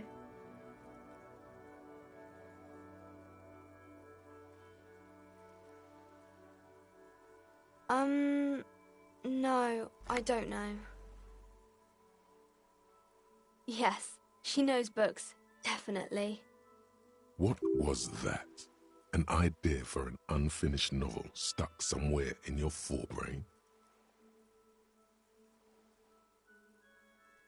Maybe some about other books? Crime fiction is about murders or burglaries or things like that, and the work of a policeman or a private detective who's trying to solve a crime and catch the criminals. It's exciting to people, I guess. They get to imagine dangerous things, and it's kind of like a puzzle, where you can guess who the criminal is, or how the good guys are going to catch him. You don't look much like a policeman.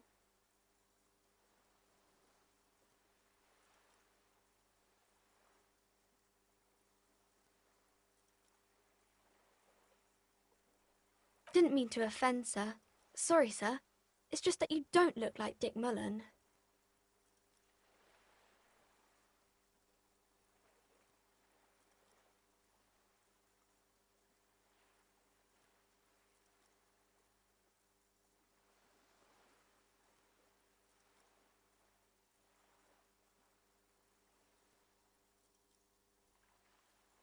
Head, yes. No, your mind. Not head, child. Heads.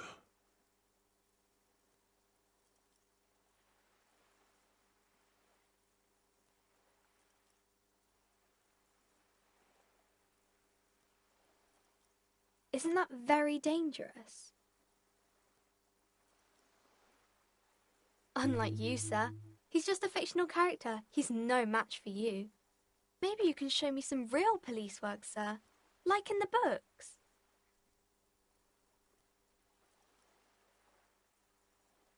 Oh, kings and queens and generals of old, or artists and writers, or musicians, those kinds of people. There's usually something extraordinary about them. I think that's why people read them, to find the secrets of their fame. Seems like most people who read those books fail to get more famous from reading them.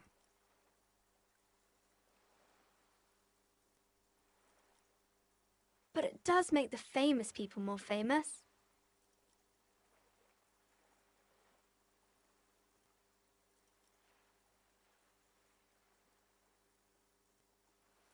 Annette's expression remains ever so helpful, but she doesn't say anything. Okay.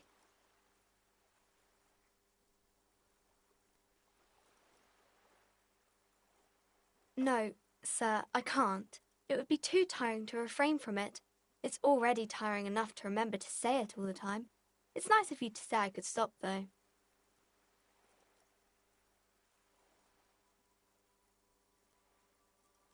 That's a friendly enough face, most of the time.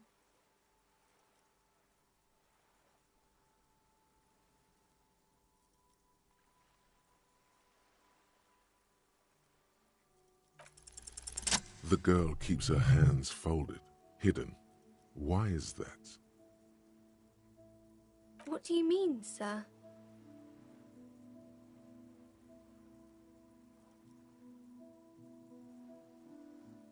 She looks around anxiously.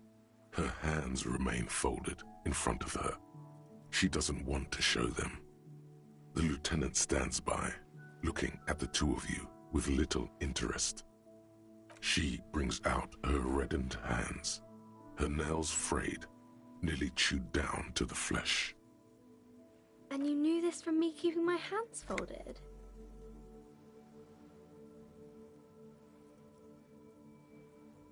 Well, that proves nothing.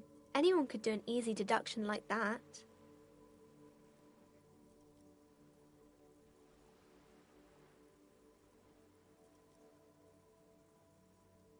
You're quite sober.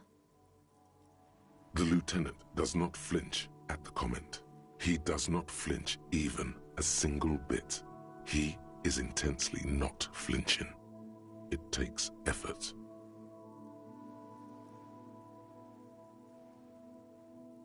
I'm sorry, sir. I hope things get better soon.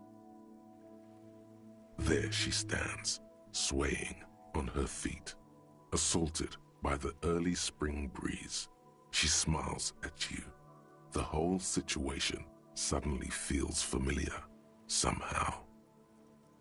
There's something you're missing.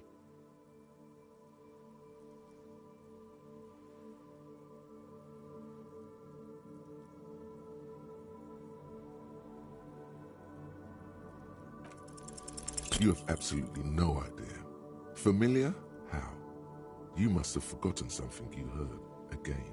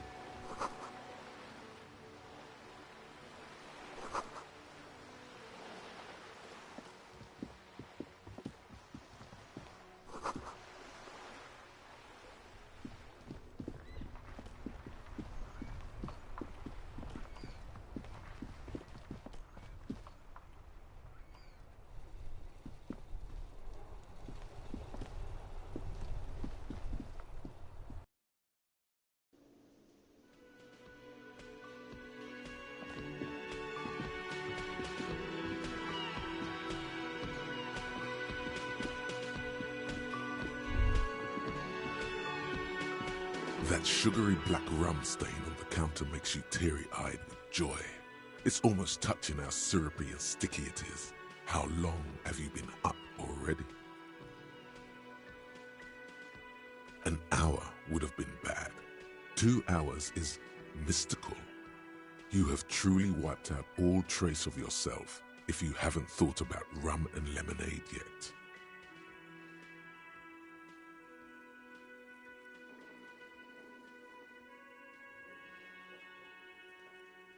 Maybe you haven't turned out well for your drinking. Have you thought about that? Get a goddamn rum and lemonade to yourself, boy. Or better yet, lick that stain off the counter. What happened, man? You used to be cool. Go get your boring normal person drink then. Get your drink on and your act together.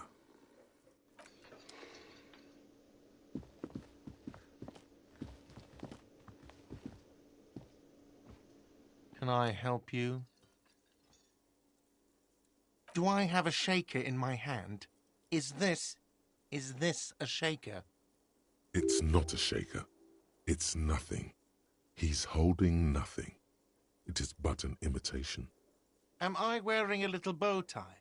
Am I wearing a bow tie and doing this? Am I smiling? Do you see me smiling and shaking my little shaker? No. Do you know why? That's right, I'm the cafeteria manager. I'm glad we cleared that. Was there anything else? Play it calm. This man needs to understand you need a drink to help the community deal with police stuff.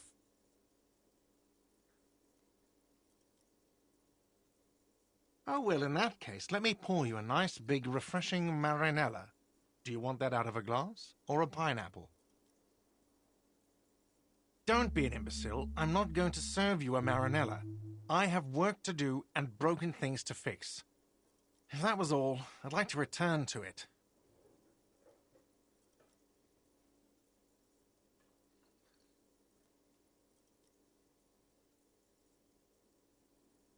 What thing?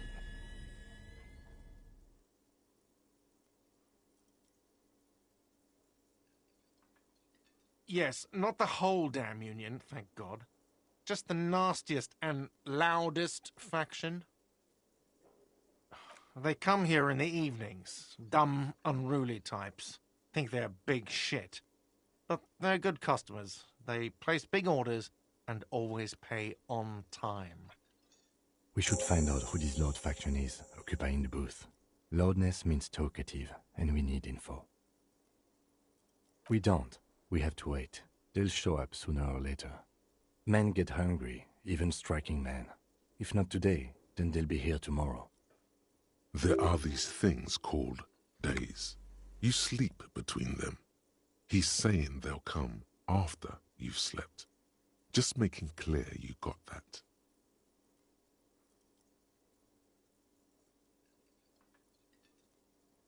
What are you, a cook now? That's none of your business. He wasn't pan-fried, he was lynched. What could the kitchen possibly have to do with... Fine, okay. The kitchen is closed until 1 p.m. because the cook is working. You can snoop around after that, if you must. What? By the way, you should come back to this thing-based questionnaire if you see anything interesting in the whirling later.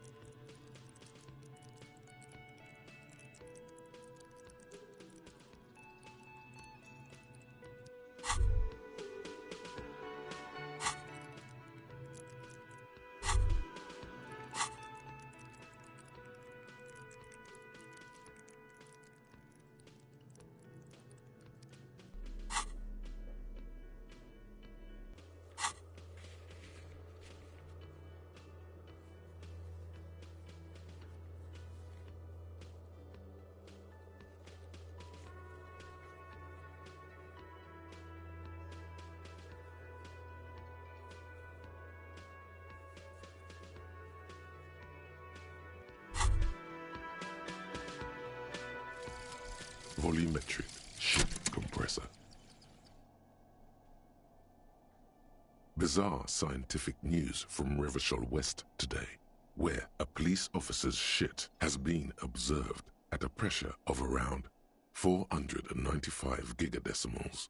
These metallic hydrogen levels of shit togetherness were thought to exist only at the center of collapsing stars, not law officials. It remains to be seen how long the shit singularity lasts.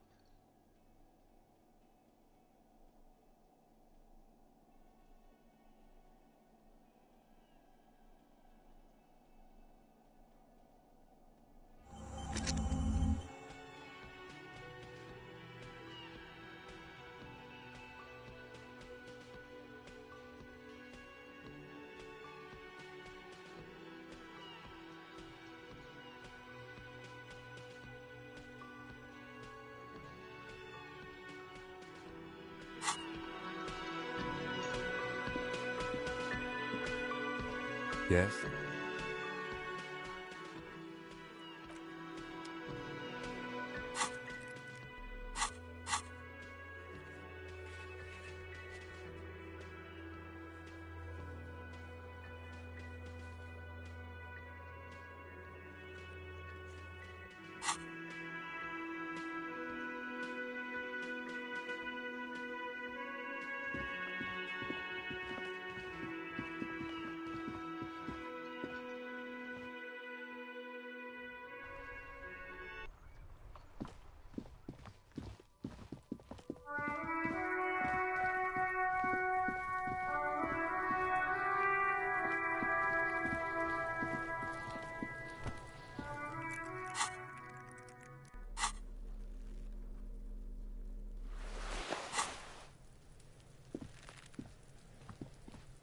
There he still is, looking right through you with his white eyes. The body below is entirely dedicated to that corpse smell.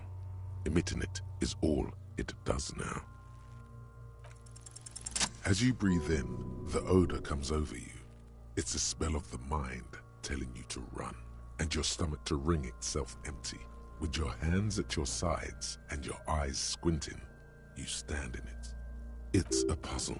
What's hanging in front of you is a puzzle of decaying flesh, tattoos, and tendons. The man before you is naked, but for a pair of underpants and enamel boots. His skin is greenish, marbled with decaying veins, and blotched by lividity. A fading web of tattoos covers his chest and shoulders. The cargo belt used to fasten him to the branch above appears industrial in strength. The material appears to be ceramic. Its clean white stands in stark contrast to the decaying flesh above the knee. The man wore thick polymer socks, probably for padding. A fine array of interlocking plates covers them. Delicate and fragile, they feel alien to the world around you, out of place somehow. These are clearly not boots. They're armor, possibly part of a larger set. Indeed. Technically speaking, these are sabatons, not boots. Oh, the lieutenant uses a memo technique A6. That's not just any notebook. It's a classic. It's clearly some manner of super armor. Or future armor? Super future armor? I'm useless. Ceramic plate. Zirconium dioxide, most likely. This is where the make would be. Under the heel. Fair weather. Fair weather model T500 VE. I'm guessing that's vitreous enamel. This is advanced stuff. It is. It's expensive. We've requested similar material for our tactical units for years now. The constabularies deemed it too costly. In that time, we've lost 6 men to semi-automatics. For a full set, about 4 years of wages. For the northwest region of Revachol, an officer's average yearly income is 5,500 rial. unadjusted for rank.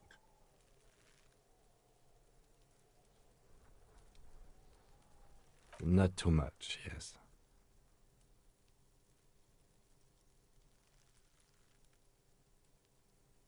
It's a sorry situation, I agree.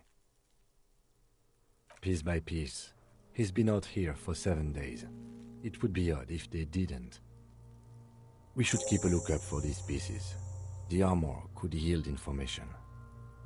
Maybe he'll know something. No, he must have worn something precious underneath his clothes. They've removed all his clothes to get to it. They did not just strip him for the putrid rags.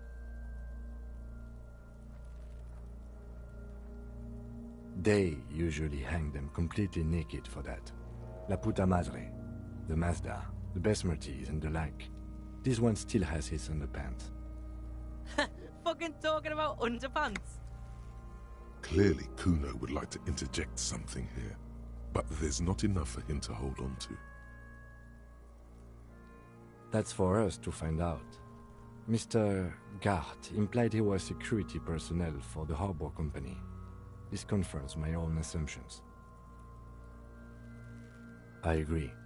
This equipment is way beyond what a guard can afford.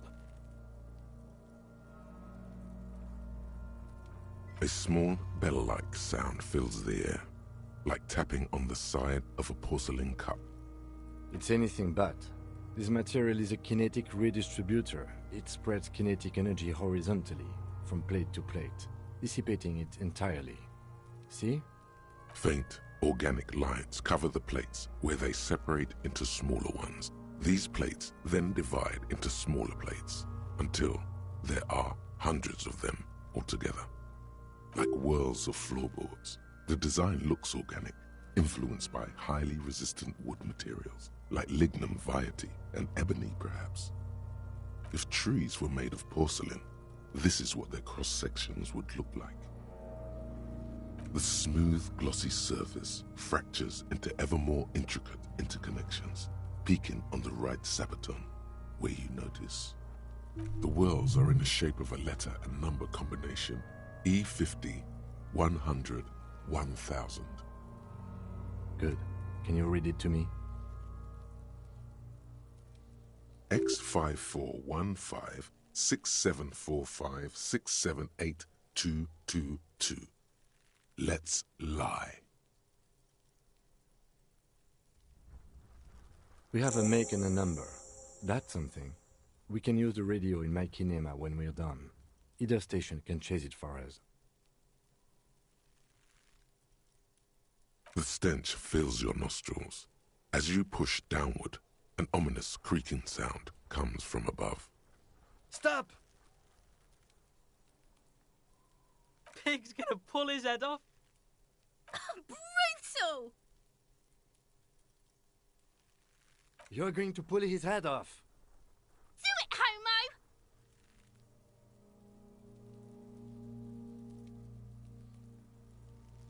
Pull his head off. There's no point performing an autopsy if you do. We'll have compromised the coroner's case. Indeed, from this angle, it does look like the neck isn't going to take much more. Being dead for a week has all but liquefied his muscles. What are you trying to achieve anyway? Why are you hanging on to that boot?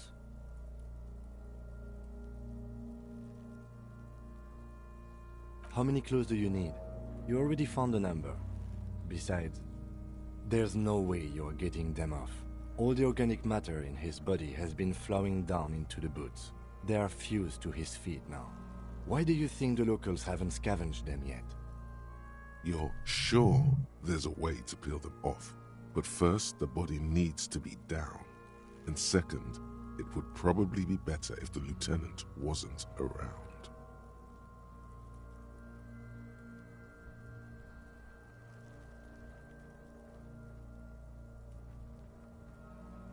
All right then, you can pay the hostel bill in honor points. How many honor points have you collected? Of course there aren't. Don't be naive. Processing will take care of them. With the situation in the morgue, it will yield nothing.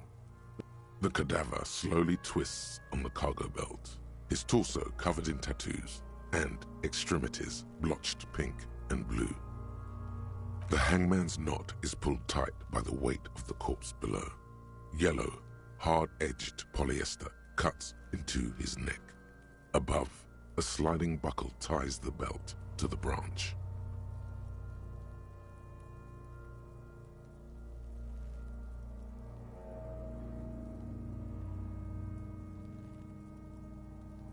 This is a steel-reinforced cargo lashing belt, big brother of the regular cargo belt. It's used for tying cargo under 6-rotor airships. Airlifting. I thought it was used on lorries for strapping cargo to them.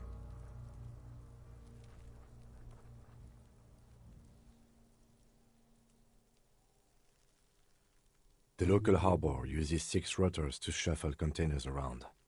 I get the sense they use whatever was on hand without paying much attention to not incriminating themselves.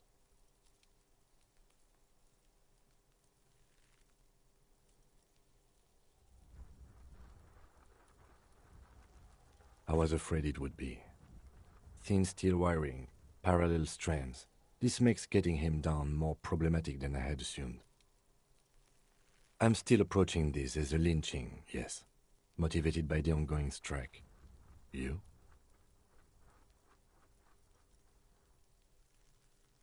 We all are. This belt worries me. A noose is one of those things that's easier to use one way around. That ladder can't carry a grown man. I didn't see any splintering either, did you? I think they lassoed the branch, then pulled on the belt to close the buckle. Could be. The shape of the branch supports the theory. The cadaver hangs from the cargo belt, limbs limp and torso covered in tattoos. An intricate web of blue lines stretches across the torso, from the right shoulder to the solar plexus. Each time they intersect, a small white star is formed in their crossing. Hundreds of fading asterisks riddle his skin. Their concentration is highest around his heart.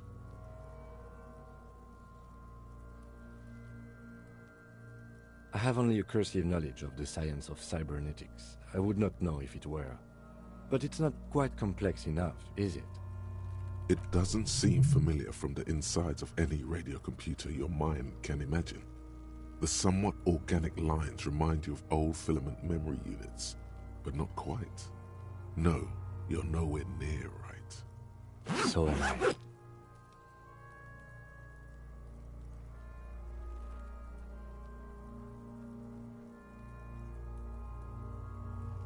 He wears a wide leather belt around his waist and a gun holster under his arm.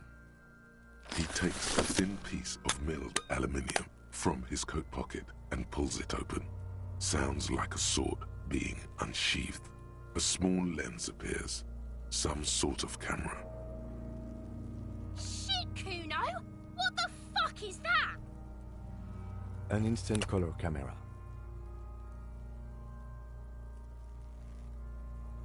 I have only 2 ampoules, so nobody move. I don't want to waste one. A sound, a shrill flash, followed by the breaking of a small ampoule of glass. You see streams of color pour onto the thick, glossy piece of paper, rolling out. In case we need it.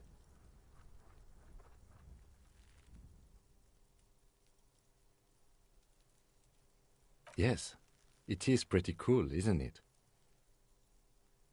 There is only one ampoule left. Use it wisely. It contains insight to the victim's person. By his build, I'd say this was a man of physical violence. The story he wanted his body to tell was important to him. It is his letter, to us. Someone should decipher it. We'll need to show it around. Sure, just don't lose it. The glossy-eyed corpse looks by, his mouth mute and his skin as colorful as the chemical rainbow on the photo paper, teeming with opportunistic organisms. You've acquired an interactable item. Investigate this item further by going to the Interact tab in your inventory.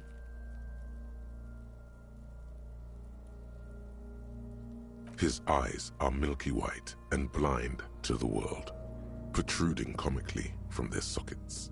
There is no one home, just subaquatic terrors there. Dark brown hair grows on his head. His face is ready to explode from the organic processes inside. The death's head grin has passed. What remains is an unrecognizable mess. The corpse is dead silent. You have no idea why you just said that. Who is he?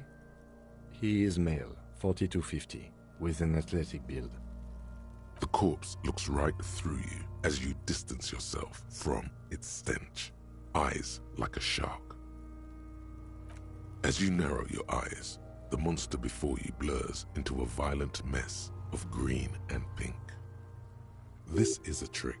You've done it before. Pink is where the blood settled in the first hours post-mortem. You can use it to see if the corpse has been tampered with. Does his position at the time of death match the discoloration? Only the lower extremities are pink with a dash of blue. His fatted hands, thighs, and his neck, just above the noose. The rest of the corpse appears dark green in the cold spring air.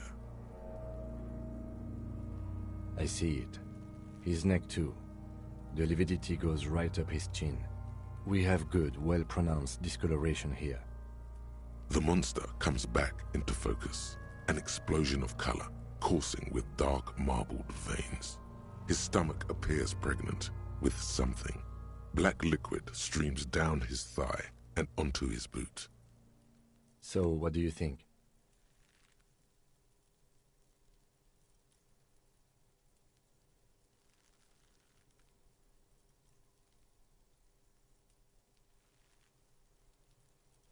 A pool of blood and feces has eaten into the frozen mud below the man's feet. Purge liquid is dripping into it, drop by drop. The victim appears to have contained no more than half a kilogram of digestion at the time of death. The fuck he's saying? Talking about shit.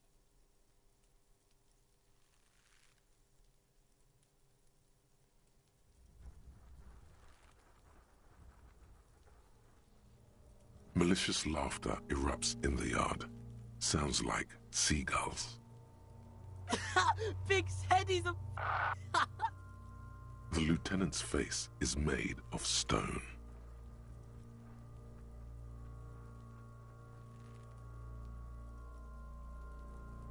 I do. Most of them are post-mortem. Maybe even all of them. The delinquents have made our jobs harder with their little sport. Stop talking in riddles, coin slot. He means you fucked him up good, Kuno. Fucked him up brutal like. I agree. His personality is no longer a part of the world. Totally dead.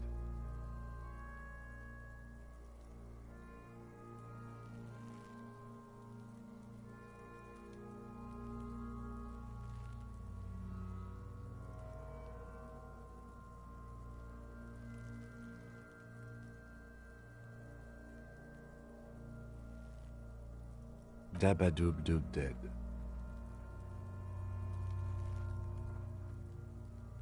Agreed, especially on the neck.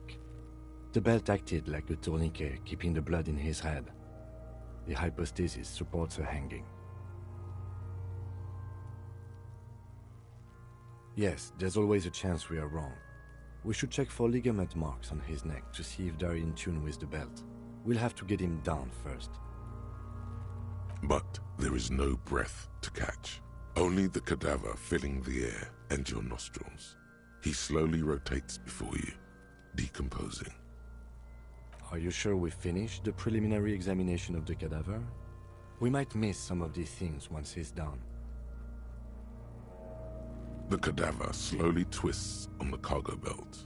his torso covered in tattoos, and extremities blotched pink and blue. The steel-reinforced belt presents a unique challenge. I brought chain cutters, but I don't see a good angle of approach to the belt. He doesn't actually think the challenge is unique. He thinks it's frustrating, annoying, and harder than he thought.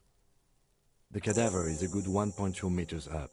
Neither one of us can reach the belt without assistance. And even if we do, there's the question of cutting the airship strength material.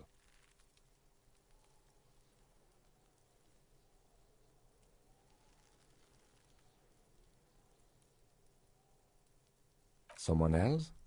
You mean like the police? What was that about processing, then? Weren't they supposed to take care of the boots? Why don't they help? No. Think of the boys from processing as murderers. Only instead of people, they murder crime scenes. Processing is a wrecking crew. They know how to commission off items and how to work the incinerator in the morgue. I know it's hard, but I assure you, the others won't come to help us. And we have a growing sanitary concern here. We need to get him down, fast. Climb up there and saw the branch? There has to be a less risky way, with less falling down of trees.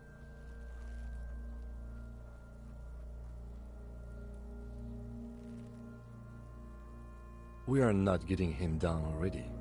Not getting him down is a task that's already accomplished. Sadly, it's not our job to keep him up there, but to get him down. How do you plan to get him down, then? With social sensibility? Are you going to educate him down?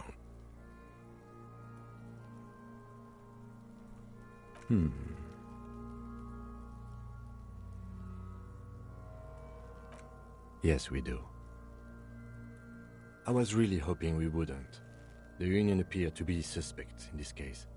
It seems like a dangerous route to go down. I would really prefer if there was another way. These people might have an agenda. But what other options? The corpse twists on the belt, like chicken on a... Yeah! Bang bang time, pig! Shoot his head off! How? Where the buckle ties the rope to the branch. That's a good spot to aim.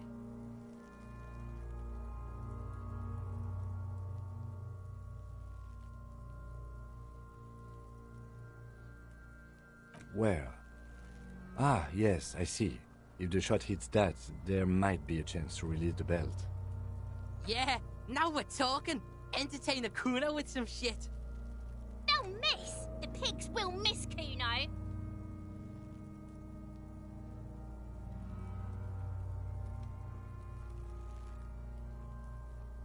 I'll blow his head off. Take it! Take the shot! Yeah, take the shot. Kuno wants some of that shit. Silence. With his elbow sharp, the lieutenant unzips his jacket and produces a lightweight firearm. He drops a paper cartridge in the barrel, separates the scouring stick, and gives the cartridge 5 tucks, securing it in place. That's a Kiel A9090 Armistice, mass-produced muzzleloader, ascetic, frugal, one of the most common firearms in the world. He then steps back and assumes the fellow's desk position, taking aim. The corner of his eye twitches. His finger is on the trigger. He's gonna fucking miss! The kid's voice is drowned in a shrill blast that echoes off the walls of the surrounding tenements. A cloud of smoke slowly parts in the air as the lieutenant steps back and says to himself, God damn it. A lot of things were wrong with that shot. The fellow's test was the wrong choice. His shoulders were raised, but above all, he cannot trust his eyesight. Fucking idiot! Mukabat asshole! Kuno could have hit it easy, but then Kuno's not fucking handicapped, is he? I have to say, it's beginning to look unlikely we can get him down without assistance. You know, you don't feel like too bad of a shot yourself. It's bad as it is. us shooting firearms like punks here.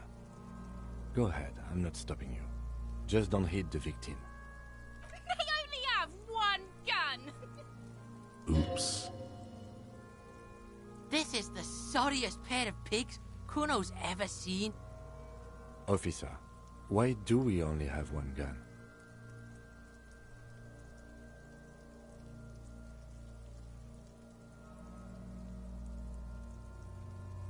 That is even more unfortunate than the badge. You need to contact your station about it as soon as possible. Try not to lose this one, please. Yeah, take it, you fucking banana boinker! Take it and shoot yourself in the mouth! The cold piece of bakelite and gunmetal is surprisingly light. Your fingers fit right through the guard, instinctively resting on the trigger. You've held this, an A9 Armistice, before.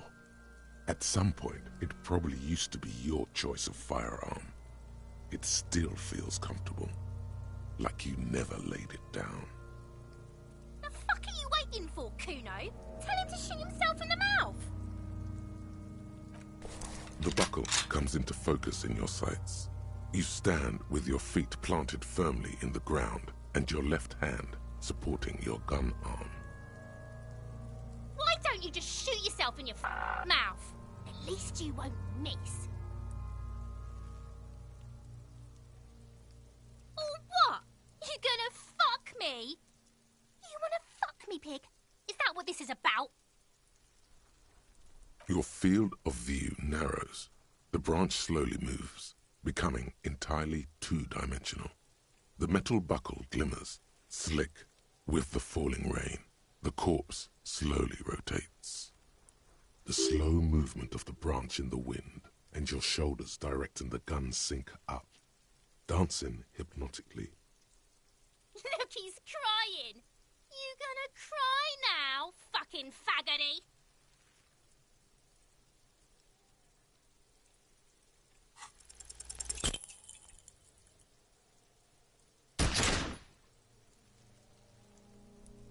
A plume of smoke erupts from the barrel.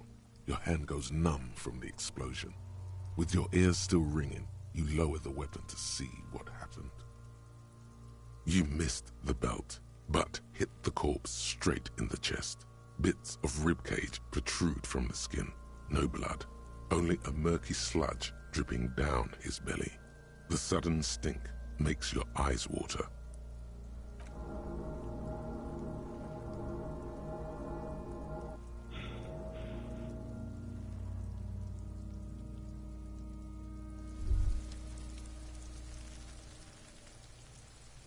Despair creeps into you, getting fat on your weakness. Whatever noble intentions you once had as a police officer, it's eating them all up now. You're still coming up with sentences. That's a step up from total annihilation, right?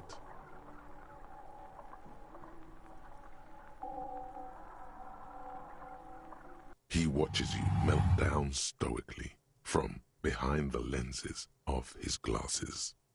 Nothing you can say would make you feel any better now. Cop gives up the detective genre for social realism. Another police officer resigned from the RCM following a nervous breakdown. He now lives under a bridge, drinking and occasionally throwing excrement at passers-by, shouting, "I never loved that woman." When asked to comment, former colleagues objected to the theory that his psychological disintegration was precipitated by his wife leaving him. "It's because the Furrows lost that match," said Captain Ptolemy Price, once the man's superior officer. "It's because he couldn't get a big gun from acquisitions, and anyway, police work really burns you out after a while," Satellite Officer Jean-Vic Mayer, the deranged former cop's partner, commented. Sergeant Matt Torson, another former colleague, did not propose any theories, merely saying, "Whatever happened to him wasn't about birds. He got fucked, that's all."